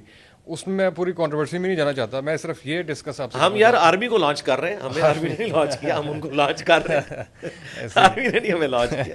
خیر یہ بتائیے گا کہ وہ جو 4-5 صحافی تھے شروع میں جنہوں نے آپ کا نام لیا تھا, ان میں سے سب سے زیادہ مایوس یا ان ایکسپیکٹڈ کس کا رویہ تھا آپ کے ساتھ اوور آل؟ کیونکہ ان میں سے میں تو اس میں کلپریٹ ایک ہی بندے کو سمجھتا ہوں, باقی لوگ تو بہک گئے نا اس رو میں, وہ عمران ریاض خان صاحب ہیں, کیونکہ انہوں نے اس بدعت کی ابتدا کی. بخاری مسلم میں حدیث ہے, جب بھی کوئی دنیا میں قتل ہوتا ہے نا تو قابیل کو بھی اس کا عذاب پہنچتا ہے, کیونکہ وہ پہلا قاتل تھا, ٹھیک ہے نا.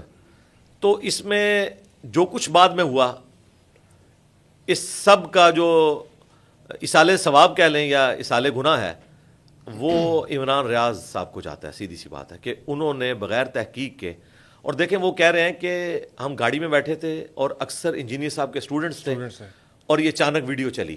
یہ بھی اس نے سٹوری ایک بنائی ہے, ٹھیک ہے ہوگی, لیکن اگر ہمارا کوئی اسٹوڈنٹ ہوتا تو وہ اسے بتاتا کہ بھائی یہ وہی پوڈ کاسٹ ہے جس پہ تم 6-7 مہینے پہلے ٹویٹ کر چکے ہو, اور سیاست.pk نے تمہاری اس ٹویٹ کو پوسٹ بنایا تھا جب میں نے ہٹلر والی بات کی تھی. یہ وہی پوڈ کاسٹ تھی. پورے ملک کو پتا ہے یہ پوڈ کاسٹ جو ہے وہ جولائی 2024 میں ریکارڈ ہوئی ہے, اور تم اسے 26 نومبر کے بعد لال ٹوپی والے کے ساتھ جوڑ کے مجھے کہہ رہے ہو کہ میں لانچ ہوں. اور جس بندے نے اس میں زیادہ ایڈ فیول ٹو فائر کیا وہ نادر بلوچ صاحب تھے.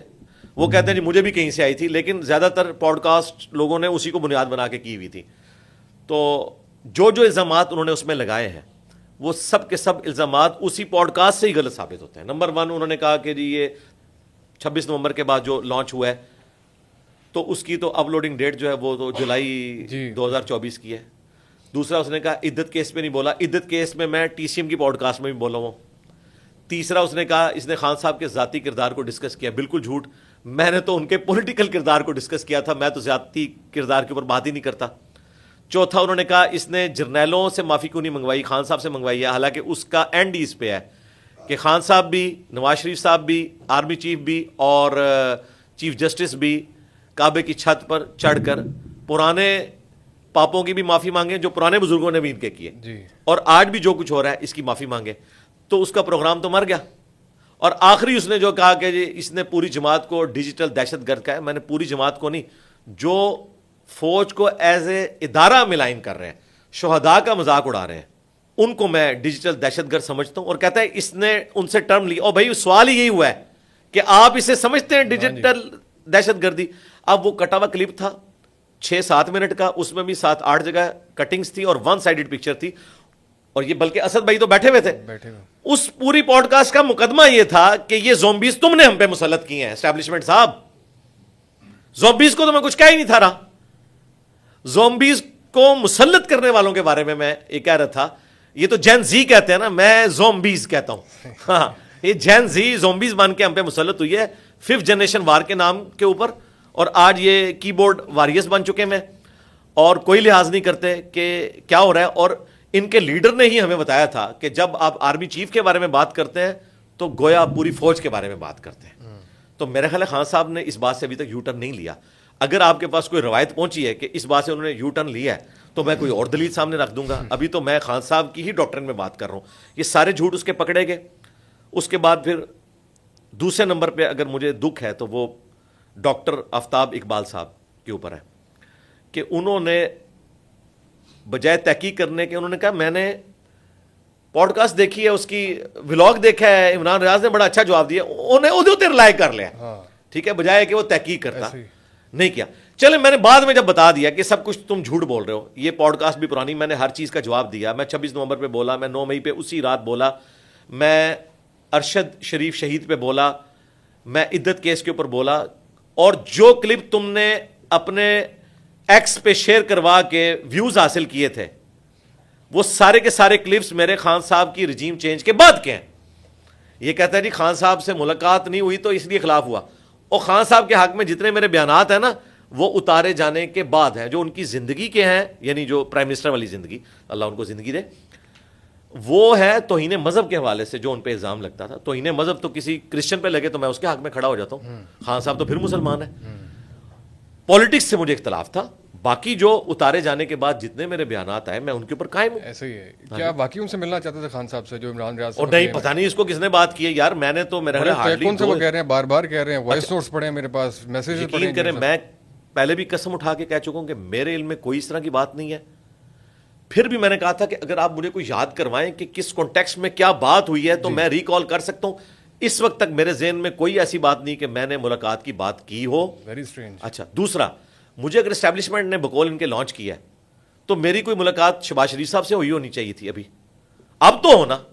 خان صاحب کی رجیم چینج کے بعد ISPR نے مجھ سے رابطہ کیا, جی ہم فوج کے حق میں ایک کوئی پروگرام بنانا چاہ رہے ہیں تو آپ اس کے اوپر بیان دیں. مجھ سے ڈائریکٹ نہیں, ہماری اکیڈمی کے ممبر عثمان بھائی کو. یقین کریں میں ان کو ملا بھی نہیں ہوں. میں نے کہا یار ہمیں اس سسٹم کا حصہ نہ بنائیں, ہم نہ آپ کے خلاف ہیں نہ آپ کے حق میں, ہم ڈیموکریٹک لوگ ہیں, جو آپ کی بات درست ہوگی ہم اسے سپورٹ کریں گے. انہی دنوں میں اعزاز سید صاحب اور مطیع اللہ جان میرے پاس آئے, یہی یوٹیوبرز نیچے آگے کمنٹس کر رہے تھے آپ کن لوگوں کو مل رہے ہیں جی آج یہ ان کے سروں کا تاج بنے ہوئے ہیں. ایسے ہی تو اس کا مطلب ہے کہ مطیع اللہ جان نے اپنا قبلہ نہیں چینج کیا, انہوں نے کی. ہاں انہوں نے کیا ہے. تو یہ ہمیں آگے کیوں بتاتے ہیں؟ پھر دیکھیں اس نے کہا کہ میں جب اندر تھا انجینئر صاحب اس وقت میرے خلاف بیان دے رہے تھے, بالکل جھوٹ. میں نے تو کہا تھا کہ جنہوں نے ایکسٹرا جوڈیشل طریقے سے عمران ریاض کو اٹھایا ان پہ اللہ کی لعنت, اللہ کے فرشتوں کی لعنت, تمام لعنت کرنے والوں کی لعنت. یہ میری ویڈیو ریکارڈ ہے طارق متین کے ساتھ جو ان کے یوٹیوبر ہیں پی ٹی آئی کے. اس نے کہا کہ مارن بلوچ پہ نہیں میں بولا, مارن بلوچ جب یہاں اسلام آباد آئی ہوئی تھیں اور یہ معافی مانگنے کے لیے اپنی وائف کے ساتھ گئے, جی ان دنوں میں نے 3 پوڈ کاسٹ میں ہرمیت سنگھ کے ساتھ اور 2 عباسی صاحب آئے تھے ان کے ساتھ, میں نے اس وقت سٹنگ جو چیف جسٹس تھے فائز عیسیٰ صاحب ان کو بائی نیم مخاطب کیا کہ آپ بلوچستان سے ہیں, زیادہ حق بنتا ہے آپ کا کہ آپ اس معاملے کا نوٹس لیں. کاکڑ صاحب بھی بلوچستان سے تھے, میں نے ان کا بھی نام لیا.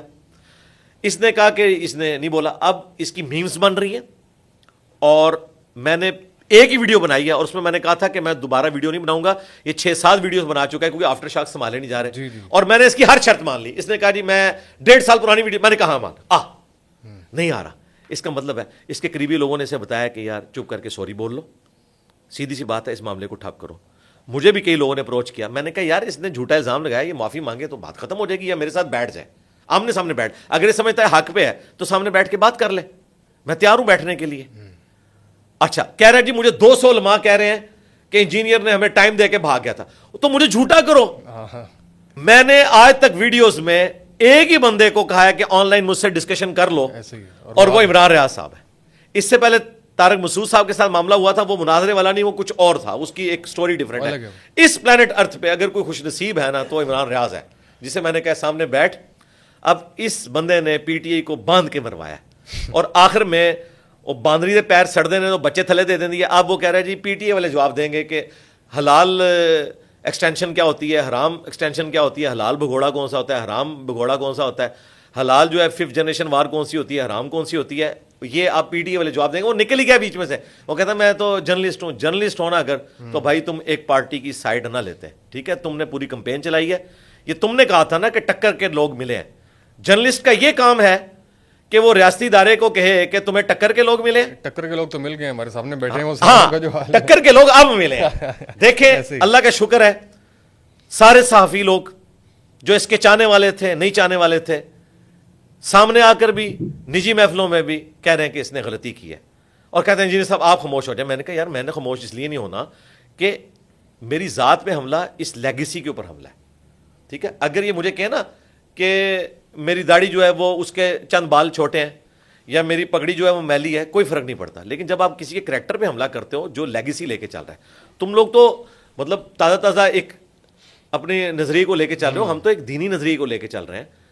تو ہمارے لیے اس دعوت کی اہمیت اس حوالے سے ہے کہ اس کو جو لاس پہنچائے گا ہم اس کا لحاظ بالکل نہیں کریں گے.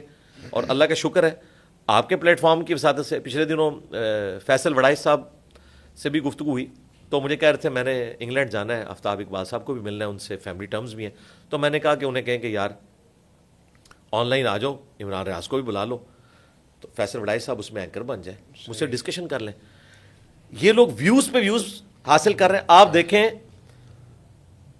جب انہوں نے میرے اوپر ویڈیوز بنائی ہیں اس سے پہلے کہ ان کے ویوز دیکھیں آفتاب اقبال صاحب کے, اور اس کے بعد کے دیکھیں, دوبارہ سے یہ رننگ میں آ گئے ہیں.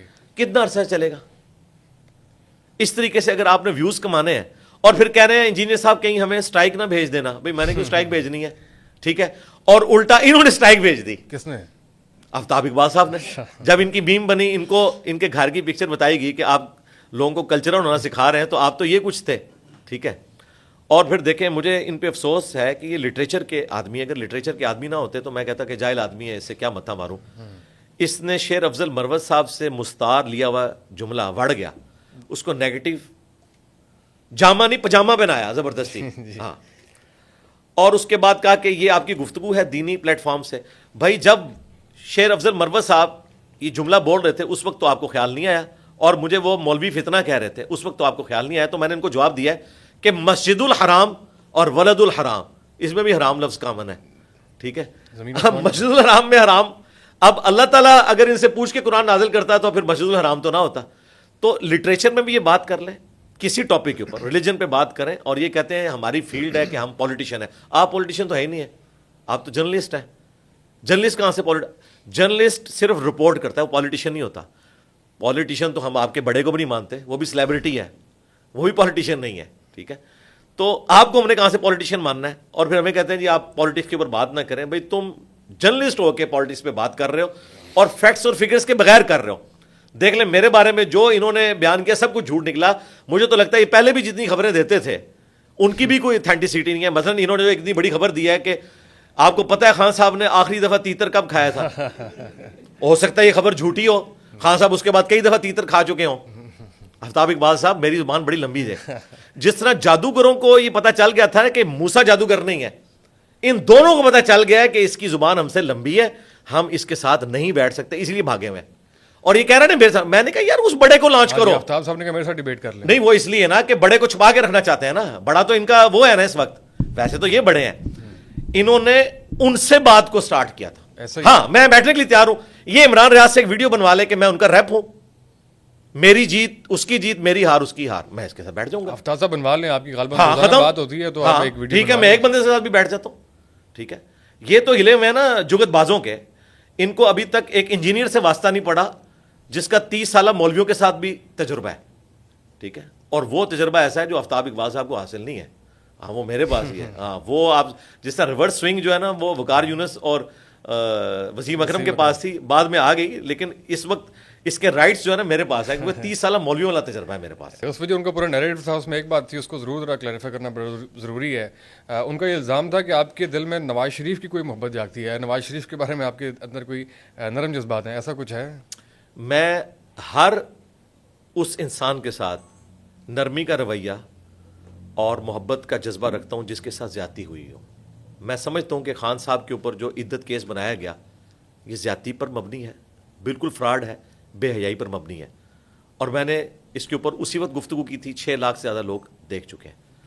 اس کے بعد اگر مجھے کوئی نون لیگ والا کہے کہ خان صاحب جو کنٹینر پہ یہ کہتے تھے کہ مریم میرا نام اس طرح نہ لیا کرو ڈیش ڈیش ڈیش, جی جی, اس ولگر بات کو میں انڈورس کر رہا ہوں, تو میں کہوں گا اپنے دماغ کا علاج کرواؤ. میں تو عدت کیس پہ بات کر رہا ہوں, میں خان صاحب کی اس لینگویج کو سپورٹ نہیں کر رہا. اسی طریقے سے نواز شریف صاحب کے ساتھ جو پاناما کیس میں اینڈ پہ اقامہ نکال کر ایک پرائم منسٹر کو ہٹایا گیا, اس معاملے میں میں ان کے ساتھ ہمدردی رکھتا ہوں.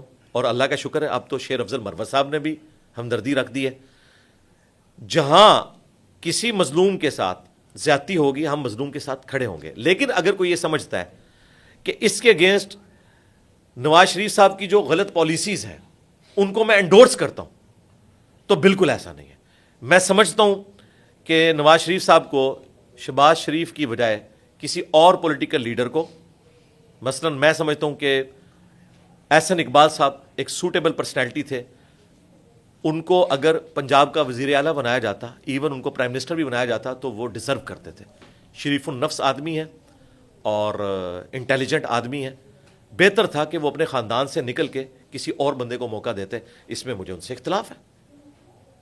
تو کسی کے ساتھ کسی معاملے میں اختلاف بھی ہو سکتا ہے. یہ کہنا جی ہمدردی والا معاملہ ہے, تو ہمدردی تو مظلوم کے ساتھ ہم کھڑے ہوں گے اور ظلم کے ساتھ ہم کھڑے نہیں ہوں وہ گے. ایک معاملے میں ہمدردی آپ کو, لیکن مجموعی طور کے اوپر جو میاں نواز شریف ہیں, آپ ان کو ایک ایماندار لیڈر سمجھتے ہیں یا کرپٹ لیڈر سمجھتے ہیں؟ یہ میرے پاس کون سی اتھارٹی ہے کہ میں عمران خان کو ایماندار کہوں اور نواز شریف صاحب کو ایماندار کہوں؟ تاثر ایک رائے, تاثر تو یہ ہے اگر جوڈیشری پہ جانا ہے تو وہ تو سارے کیس فارغ ہو گئے ان کے, تو جوڈیشری میں بات کر لیں. اور پھر جو شہباز شریف صاحب کے خلاف کیسز کیے تھے انہوں نے یورپ کی عدالت میں, یو کے میں, وہ بھی فارغ ہو گئے.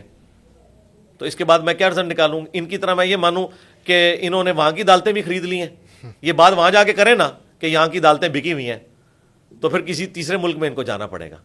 تو اس طرح نہ کریں, جوڈیشری میں بات کریں نا. جب فائنل رزلٹ ہمارے سامنے آ چکا ہے اس کے بعد اب میں خود سے اس کی کوئی تحقیق لانچ کروں تو اس طرح تو نہیں ہو سکتا.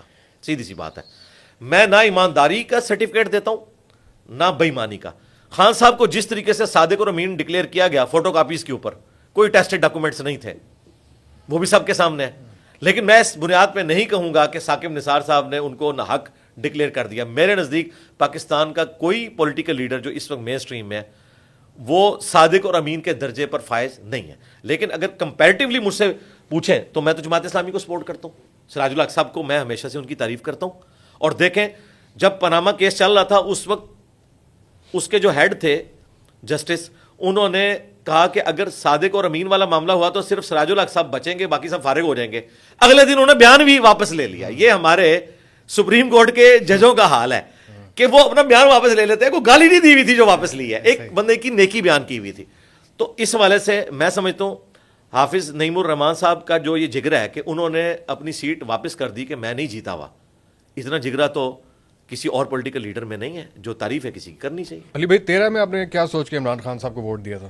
ایک تبدیلی کی ہوا اس وقت چلی تھی. آپ نے دیکھا کہ جماعت کے بھی کئی لوگ چلے گئے تھے جو اب کافی حد تک بیچ میں سے نکل بھی گئے ہیں. تو اس میں ہم چاہ رہے تھے کہ اگر کوئی اس طرح کی پولیٹیکل تیسری فورس سامنے آتی ہے, اور خان صاحب ظاہر ہے سیلیبریٹی ہیں, شخصیت سے ہی متاثر ہوئے تھے چیز اس میں کوئی شک نہیں ہے, ظاہر ہے اسی وجہ سے متاثر تھے. 1992 میں انہوں نے ورلڈ کپ جتایا ہے. وہ خیر اس میں تقدیر کا زیادہ ہاتھ تھا, لیکن اس کے باوجود کریڈٹ تو جاتا ہے کیپٹن کو, اس میں کوئی شک نہیں ہے. تو ہم ان کو اس حوالے سے دیکھتے تھے کہ یہ کوئی تبدیلی لے آئیں گے. لیکن جب وہ الیکشن میں ہار گئے اور نواز شریف صاحب نے اس وقت بڑے پن کا مظاہرہ کیا کہ انہیں کے پی میں گورنمنٹ بنانے دی, ورنہ اگر شرارت کرنا چاہتے تو کر سکتے تھے, اچھا کیا ان کو بنانے دی تو وہاں پرفارم کرتے. لیکن یہ تو کوئی لمبے خواب دیکھ رہے تھے اور وہ خواب ایکسپوز ہو گئے 2014 کے دھرنوں میں. اس کے بعد مجھے سمجھ آ گئی کہ یہ تو غلط لائن پہ چل پڑے ہیں, یہ سسٹم کو چلنے نہیں دیں گے. ہم تو کہتے ہیں 5 دفعہ اسمبلیاں اپنا وقت پورا کریں اور پرائم منسٹر اپنے بوجھ کے اوپر گرے.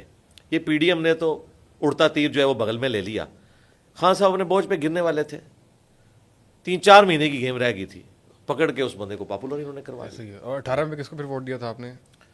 یار یہ رہنے میں یہ کہتا ہوں 2018 میں نے خان صاحب کو ووٹ نہیں ڈالا بس. چلے ٹھیک ہے, سمجھ جاتے ہیں. اور 24 کا آپ نے خود ہی بتایا تھا کہ بلکہ لکھا تھا کہ آپ نے جماعت اسلامی کو ووٹ دیا. جی میں آندہ بھی جماعت اسلامی کو دوں گا, میں تو باقیوں سے متنفر ہو چکا ہوں, سیدھی سی بات. صحیح ہے. کبھی ایسا امکان تو نہیں کہ جیلم سے آپ خود کسی الیکشن میں کھڑے ہیں اور خود نہیں, میں تو پاکستان کی پولیٹکس کے ساتھ جو خطرات جڑے ہوئے ہیں, یعنی جو کریکٹر آپ کا ملائن کیا جاتا ہے, تو ہماری یہ لیگیسی اس چیز کی متعمل نہیں ہے کہ میری ویڈیوز اے آئی کی بننی شروع ہو جائیں اور کانٹ چھانٹ کے جو ہے وہ اس طریقے سے چیزیں عام ہوں. تو ہم نے جو یہ اتنی محنت سے اس پلیٹ فارم کو کھڑا کیا ہے تو اس کو ہم خراب نہیں کرنا چاہتے. اور دوسرا میری عادت یہ ہے کہ ہم کبھی دوبارہ سے ویل کو انوینٹ نہیں کرتے اور نہ 1.5 اینٹ کی مسجد لادہ سے بناتے ہیں. مجھ سے اگر آ کے کوئی پوچھتا ہے نا چیریٹی میں پیسے دینے, لوگ آئے ہیں ملینز آف روپیز, میں نے کہا جی آپ الخدمت فاؤنڈیشن کو دیں, عیدی والوں کو دیں, شوکت خانم کو دیں, جو آلریڈی کام کر رہے ہیں, ان کے ہاتھ مضبوط کریں. تو اگر کوئی مجھ سے پوچھے گا تو میں ان کو کہوں گا کہ آپ جماعت اسلامی کو بھی چانس دیں, انہیں سپورٹ کریں. آلریڈی یہ کام ہو رہا ہے نا, تو ضروری نہیں ہے کہ میں اس سسٹم کا حصہ بنوں, میں سپورٹر بھی تو بن سکتا ہوں نا. تو میرا خیال ہے میں اتنا ہی کر سکتا ہوں. باقی اس کام میں اگر اور بندے موجود ہوتے تو میں اس سیٹ سے ریٹائرمنٹ لے لیتا. مجھے تو نہیں نظر آتا یہ اتنی مشکل سیٹ ہے کہ فی الوقت کوئی ایسا بندہ نظر نہیں آ رہا. اس لیے میں چاہتا ہوں کہ میں اپنا مین کام چھوڑ کے اس کام کی طرف نہ آؤں. اس کا قطعی یہ مقصد نہیں کہ میں اس کام کو غلط سمجھتا ہوں یا اسے فضول سمجھتا ہوں. میں سمجھتا ہوں جیسا غامدی صاحب نے کہا تھا نا کہ ان سے پوچھا کہ آپ رؤیت ہلال کمیٹی میں کیوں نہیں شامل, انہوں نے کہا کہ میرے اندر اہلیت ہی نہیں ہے کہ میں چال دیکھ سکوں. تو میرے اندر اہلیت ہی نہیں ہے کہ میں پاکستان کی پولیٹکس کا بوجھ اٹھا سکوں.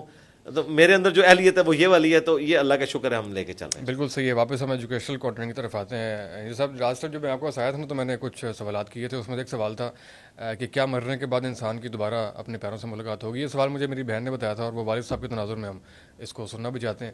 اس کلپ کے اوپر آج تک بہت سے لوگ جو ہے نا وہ میسیجز بھی کرتے ہیں, کمنٹ بھی کرتے ہیں, اور لوگوں کو بڑا اس سے رہنمائی بھی ملی, اور وہ 50 لاکھ سے اوپر لوگ ابھی تک دیکھ بھی چکے ہیں, مزید بھی جاننا چاہتے ہیں اس کے اوپر.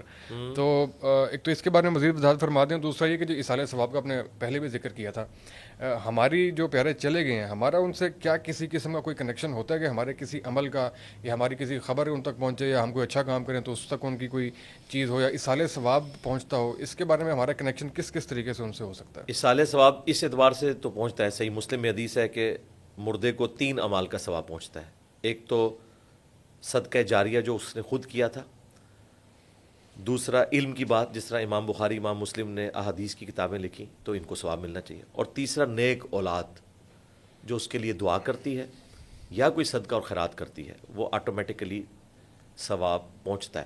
ایون نیک اولاد کے اعمال کا ثواب پہنچانا نہیں ہوتا، وہ آٹومیٹیکلی ماں باپ کو پہنچتا ہے، کیونکہ ماں باپ کی انویسٹمنٹ ہے نیک اولاد. سنن ابن ماجہ میں حدیث ہے، ایک شخص کا اللہ تعالیٰ مرنے کے بعد مرتبہ جنت میں بلند کرتا ہے تو وہ شخص عرض کرتا ہے اے اللہ یہ میرا عمل نہیں تھا، تو اللہ تعالیٰ فرماتا ہے کہ تیرے بیٹے نے دنیا میں تیرے لیے استغفار کیا، اس کی برکت سے میں نے جنت میں تیرا مرتبہ بلند کر دیا. ہم اپنے زندہ ماں باپ یا فوت شدہ ماں باپ کے لیے جو بھی دعا کرتے ہیں انہیں اس کا نفع ملتا ہے. باقی ملاقات تو مرتے ہی ہو جانی ہے. دیکھیں نا بخاری مسلم کی حدیث ہے، سیدہ فاطمہ سے نبی علیہ السلام نے کہا تھا نا کہ ان قریب میں دنیا سے جانے والا ہوں، تو وہ رو پڑی اور پھر کہا کہ میرے اہل بیت میں سب سے پہلے تم مجھے آ کر ملو گی. اس پہ وہ مسکرا پڑی. تو مرتے ہی اپنے فوت شدگان رشتہ داروں سے آپ کی ملاقات ہو جائے گی، اور اللہ کرے کہ ملاقات آپ کی جنت میں ہو. اس میں آپ نے اپنی بھی فکر کرنی ہے اور ان کی بھی، کہ وہ بھی جنت میں ہو، اور اگر وہ جنت میں تو آپ بھی جنت والے اعمال کر رہے ہو تو تبھی ملاقات ہوگی. اللہ نہ کرے کہ ایک جنت میں اور دوسرا اللہ کے عذاب میں ہو، تو اس کے لیے پھر جنتیوں والے اعمال بھی کیے جائیں اور ماں باپ کی طرف سے صدقہ اور خیرات کیا جائے. ایک دعا جو قرآن میں اللہ نے ہمیں سکھائی ہے، رب ارحمہما کما ربیانی صغیرا، اے رب ہمارے ان دونوں پر رحم فرما جس طرح بچپن میں انہوں نے ہمیں پالا تھا. اسی طریقے سے رب اجعلنی مقیم الصلاۃ ومن ذریتی ربنا وتقبل دعا. یہ دعا آپ تشہد میں مانگیں. بخاری مسلم میں آتا ہے کہ درود شریف کے بعد جو چاہو اپنے رب سے مانگو. مسلم شریف میں حدیث ہے کہ سجدے میں تم اپنے رب کے سب سے زیادہ قریب ہوتے ہو، خوب دعائیں مانگو. سجدے میں ماں باپ کے لیے دعائیں مانگیں. عربی زبان میں یہ کوئی مشکل نہیں ہے. رب ارحمہما کما ربیانی صغیرا، سورہ بنی اسرائیل میں یہ دعا آتی ہے. تو انشاءاللہ تعالیٰ نفع پہنچے گا. ایسی اور قبور کے حوالے سے کیا ہے کہ زیارت قبور کرنی چاہیے، قبرستان فریکوینٹلی جانا چاہیے یا کم جانا چاہیے یا نہیں جانا چاہیے، فریکوینٹلی جانا جب چاہیے. جاتے ہیں تو ان کو پتہ لگتا ہے کہ آئے ہوئے ہیں. دیکھیں صحیح مسلم میں حدیث ہے کہ نبی علیہ السلام نے فرمایا میں نے تمہیں قبروں پہ جانے سے منع کیا تھا، اب میں تمہیں حکم دیتا ہوں کہ قبروں پہ جاؤ تاکہ آخرت کی یاد آئے. اس کا پرائمری مقصد ہے اپنی موت کو یاد کرنا. ہاں ان کو کوئی فرق نہیں پڑتا. ان کو فرق اس اعتبار سے پڑتا ہے کہ صحیح مسلم میں حدیث ہے کہ جب تم قبرستان جاؤ تو دعا مانگو، السلام علیکم اہل الدیار من المؤمنین والمسلمین وإنا انشاءاللہ بکم للاحقون نسأل اللہ لنا ولکم العافیہ. اے مومنین اور مسلمین جو یہاں پر دفن ہو، تم پر سلامتی ہو، ہمارا سلام ان تک پہنچ رہا ہے. لیکن فزیکل نہیں ہے کہ وہ سن رہے ہیں یا وہ جواب دے رہے ہیں تو ہم سن رہے ہیں، ہم تو نہیں سنتے. اس طریقے سے وہ بھی ہمارا نہیں سنتے، اللہ پہنچاتا ہے. یہ برزخ کا معاملہ ہے. ان قریب ہم بھی مر کر تمہارے پاس آنے والے ہیں. ہم اللہ کے حضور تمہارے لیے اور اپنے لیے عافیت کا سوال کرتے ہیں. ابن ماجہ میں حدیث ہے عافیت سے بڑھ کر کسی شخص نے اپنے رب سے کوئی چیز نہیں مانگی. تو یہ ہم عافیت مانگتے ہیں فوت شدگان کے لیے. ہماری دعا سے ان کو نفع پہنچتا ہے، ہماری دعا کی برکت سے ان کی مغفرت ہو جاتی ہے. قبرستان کو تو چھوڑ دیں، صحیح مسلم میں حدیث ہے جس کے جنازے میں 40 ایسے لوگ شریک ہوں جو شرک نہ کرتے ہوں، اللہ تعالیٰ ان کی شفاعت اس کے حق میں قبول کر لیتا ہے. تو یہ اتنی بڑی فضیلت ہے. تو نماز جنازہ کی دعا میں بھی لوگوں کی مغفرت ہو جاتی ہے. اگر واقعتاً کوئی شخص ایسا تھا کہ وہ اللہ کے دین کے لیے درد رکھتا تھا اور لوگ اس کے جنازے میں شریک ہوئے. لیکن یہ کہنا کہ ایک شخص پوری زندگی دین کے ساتھ باغی رہا تو اس کے تو جنازے میں 40,000 لوگ بھی شریک ہوں، جس نے پوری زندگی خود قرآن کو نہیں پڑھا، اس کی میت پہ قرآن پڑھوا کر آپ نے اس کو بخشوا لینا ہے. اور ویسے بھی یہ عمل تو بدعت کے اوپر مبنی ہے. آج کل تو 500 روپے ریٹ چل رہا ہے، آپ ایک قرآن خرید سکتے ہیں کہیں سے بھی پڑھا ہوا، اور زیادہ خریدے تو میرا خیال ہے 300 میں بھی پیکج کوئی طے ہو جائے گا. ان چیزوں کا کوئی فائدہ نہیں. دعا کریں، صدقہ اور خیرات کریں، اس سے بڑی اور کوئی چیز. وہ جو کہتے ہیں جو قبر پہ جاتے ہیں تو وہ آپ کے قدموں کی چاپ سنتے ہیں، ایسی کوئی وہ حدیث ہو رہا ہے، وہ بخاری مسلم میں حدیث ہے. جب مردے کو آپ دفنا کر جاتے ہیں نا تو وہ جانے والوں کی قدموں کی چاپ بھی سنتا ہے. وہ وقتی طور پہ اسے سنائی جاتی ہے تاکہ اگر وہ نیک ہے تو شکر ادا کرے کہ میں نے ان پر بھروسہ نہیں کیا، اور اگر بدکار ہے تو اس کی حسرت میں اضافہ ہو کہ مجھے چھوڑ کر چلے گئے. وہ تو اس سے پہلے بھی ہے. بخاری میں حدیث ہے کہ میت اپنی چارپائی پہ کلام کرتی ہے. نیک میت کہتی ہے مجھے جلدی جلدی قبرستان لے جاؤ، اور بدکار میت کہتی ہے کہ مجھے کہاں لے کر جا رہے ہو. اور نبی اسلام نے فرمایا کہ اس کی یہ چیخو پکار انسانوں اور جنوں کو چھوڑ کر تمام مخلوقات سنتی ہیں. انسان اور جن سن لیں تو بے ہوش ہو جائیں, پھر تو وہ غیب کا پردہ ہی اٹھ جائے نا. یہ جو ان الذین یخشون ربہم بالغیب, بے شک جو لوگ غیب میں اپنے رب سے ڈرتے ہیں ان کے لیے مغفرت ہے نا, ورنہ اگر پردہ اٹھ گیا تو پیچھے کون سی بات رہ جائے گی. اچھا بھی پچھلے دنوں جو آپ سے میرے خیال کوئی لائبہ کے بارے میں سوال کرتا وہ حور کے, اس طرف میں نہیں جانا چاہتا. آپ نے اس کے کہا آپ نے نام بھی لے لیا, میں نے لیا, میں سوال کرنے لگا ہوں. آپ نے کہا تھا کہ اللہ سے ملاقات جو ہے نا وہ زیادہ بڑی نعمت ہے, تو اس کے بارے میں تو ذرا زیادہ بڑی نہیں, وہ الٹیمیٹ بڑی نعمت. سر تھوڑی منظر کشی کیجیے کہ وہ کیا ہوگا اور اللہ سے ملاقات ہماری کیسے ہوگی. دیکھیں جنت کی جو سب سے بڑی نعمت ہے وہ اللہ تعالیٰ کا دیدار ہے. اس کا ذکر قرآن میں بھی آیا کہ جو منافقین اور فاسقین ہیں وہ اپنے رب کے دیدار سے اوٹ میں کر دیے جائیں گے. اس کا منطقی انجام ہے کہ اہل ایمان کو زیارت کروائی جائے گی. باقی تفصیلات بخاری مسلم میں آئی ہیں. نبی علیہ السلام نے صرف سمجھانے کے لیے کہا کہ یہ 14ویں رات کا چاند دیکھتے ہو نا, کتنا واضح ہے, تم اپنے رب کو بھی اس طریقے سے واضح دیکھو گے. مراد یہ نہیں کہ اس شکل کا نظر آئے گا, یعنی کوئی شک نہیں ہے نا کہ 14ویں کا چاند ہے تو تمہیں تمہارے رب کا دیدار ہوگا. اب اس کی کیفیت کیا ہے یہ تو جنت میں جا کے ہی بتائی جا سکتی ہے, شاید وہاں پہ بھی بیان نہ ہو سکے. لیس کمثلہ شیء, اللہ کی مثل کوئی شے نہیں ہے. باقی یہ نعمت اتنی بڑی نعمت ہے کہ جب بخاری مسلم میں آتا ہے کہ لوگ اپنے رب کا دیدار کر کے واپس آئیں گے تو ان کے حسن میں ایسا نکھار پیدا ہوگا کہ وہ حوریں بھی پریشان ہوں گی کہ آپ کے حسن میں تو اضافہ ہو گیا, اور انسان کہیں گے کہ ہمارے بعد اللہ تعالیٰ نے تمہارے حسن میں بھی اضافہ کر دیا.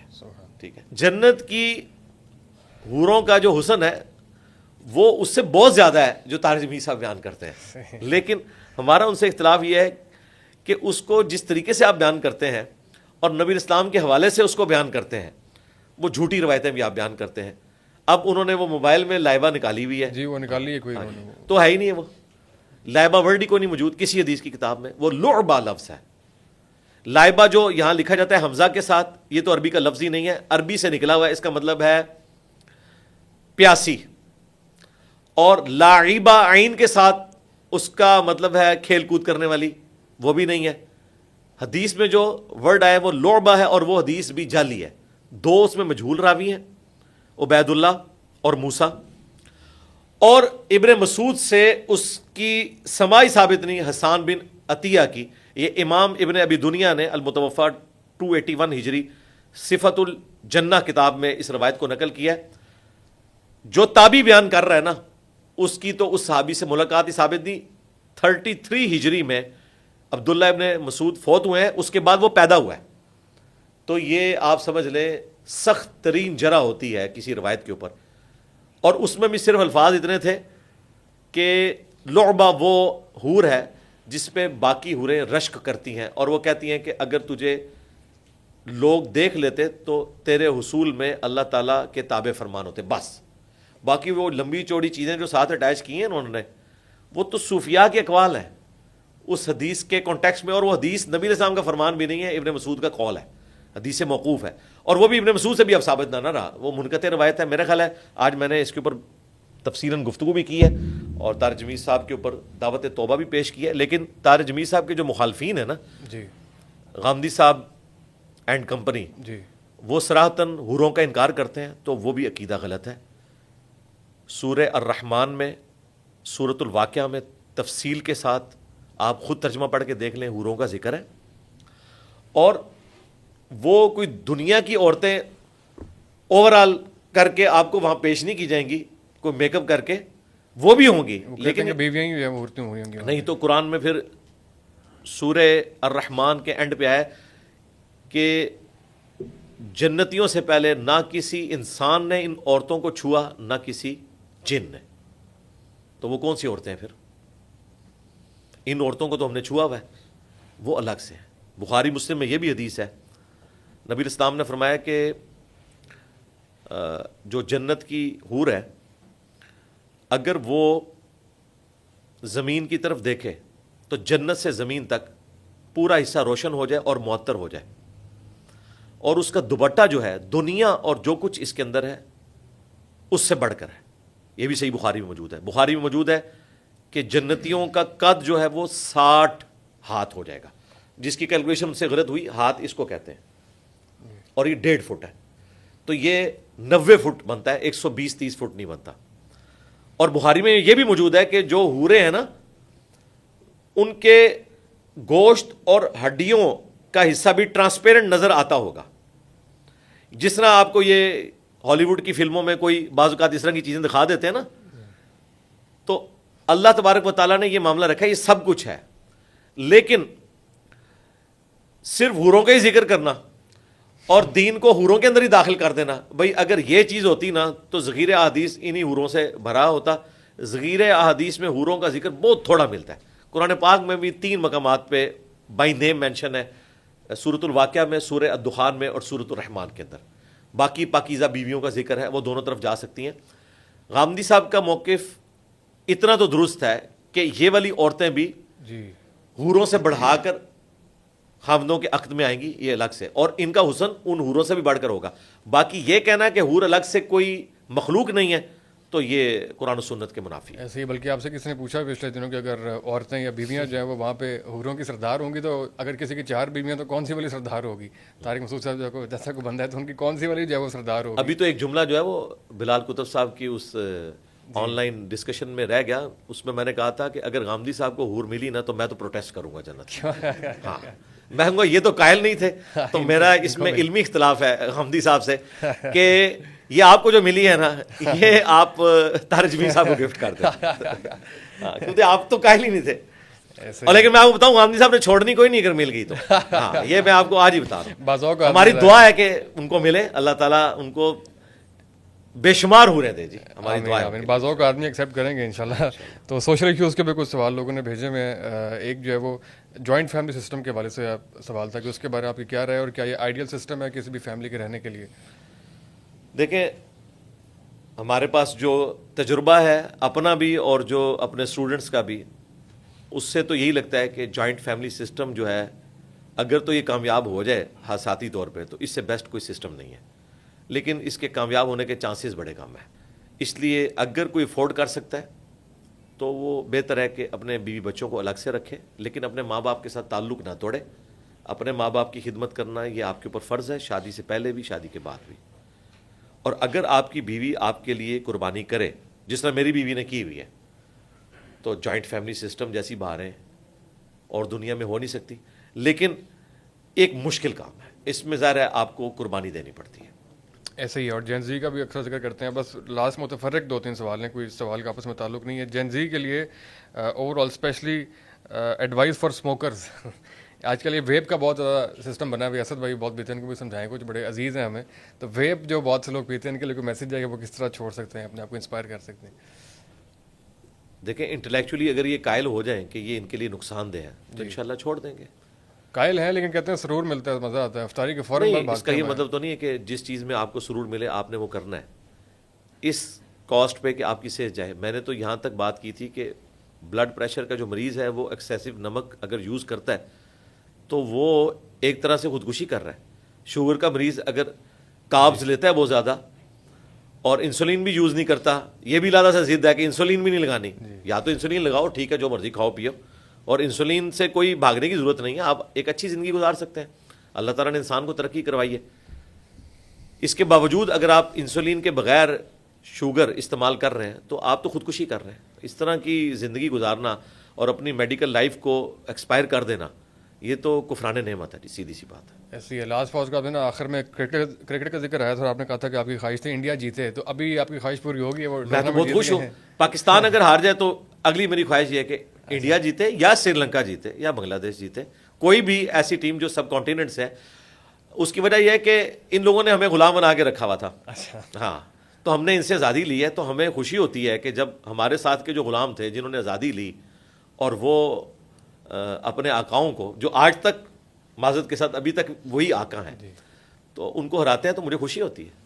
صحیح ہے. اور ابھی آپ جب وہ ذکر کر رہے تھے کہ ان کو وراٹ, جہاں ٹنڈولکر کو یوراج کا اپنے حوالہ دیا, تو بہت سے لوگ کہتے ہیں, بلکہ اس پہ آپ رہنما بھی کریں, نظر کا جو کانسیپٹ ہے وہ کہتے ہیں بابر اعظم کو نظر لگتی ہے, وراٹ کوہلی کو نظر کیوں نہیں لگتی ہمیشہ؟ جو ہے نظر جو ہے اس کا کیا اور یار اللہ کے بندو, یہ اپنی کمزوریوں کو چھپانے کے لیے انہوں نے کئی ایک چیزیں رکھی ہوئی ہیں. کبھی کہتے ہیں جی وہ جادو کر دیتے ہیں, یہ کر دیتے ہیں, وہ کر دیتے ہیں. سری لنکا والوں نے کیا جادو نہیں کیے تھے, فائنل پھر بھی وہ انڈیا سے ہار گئے تھے.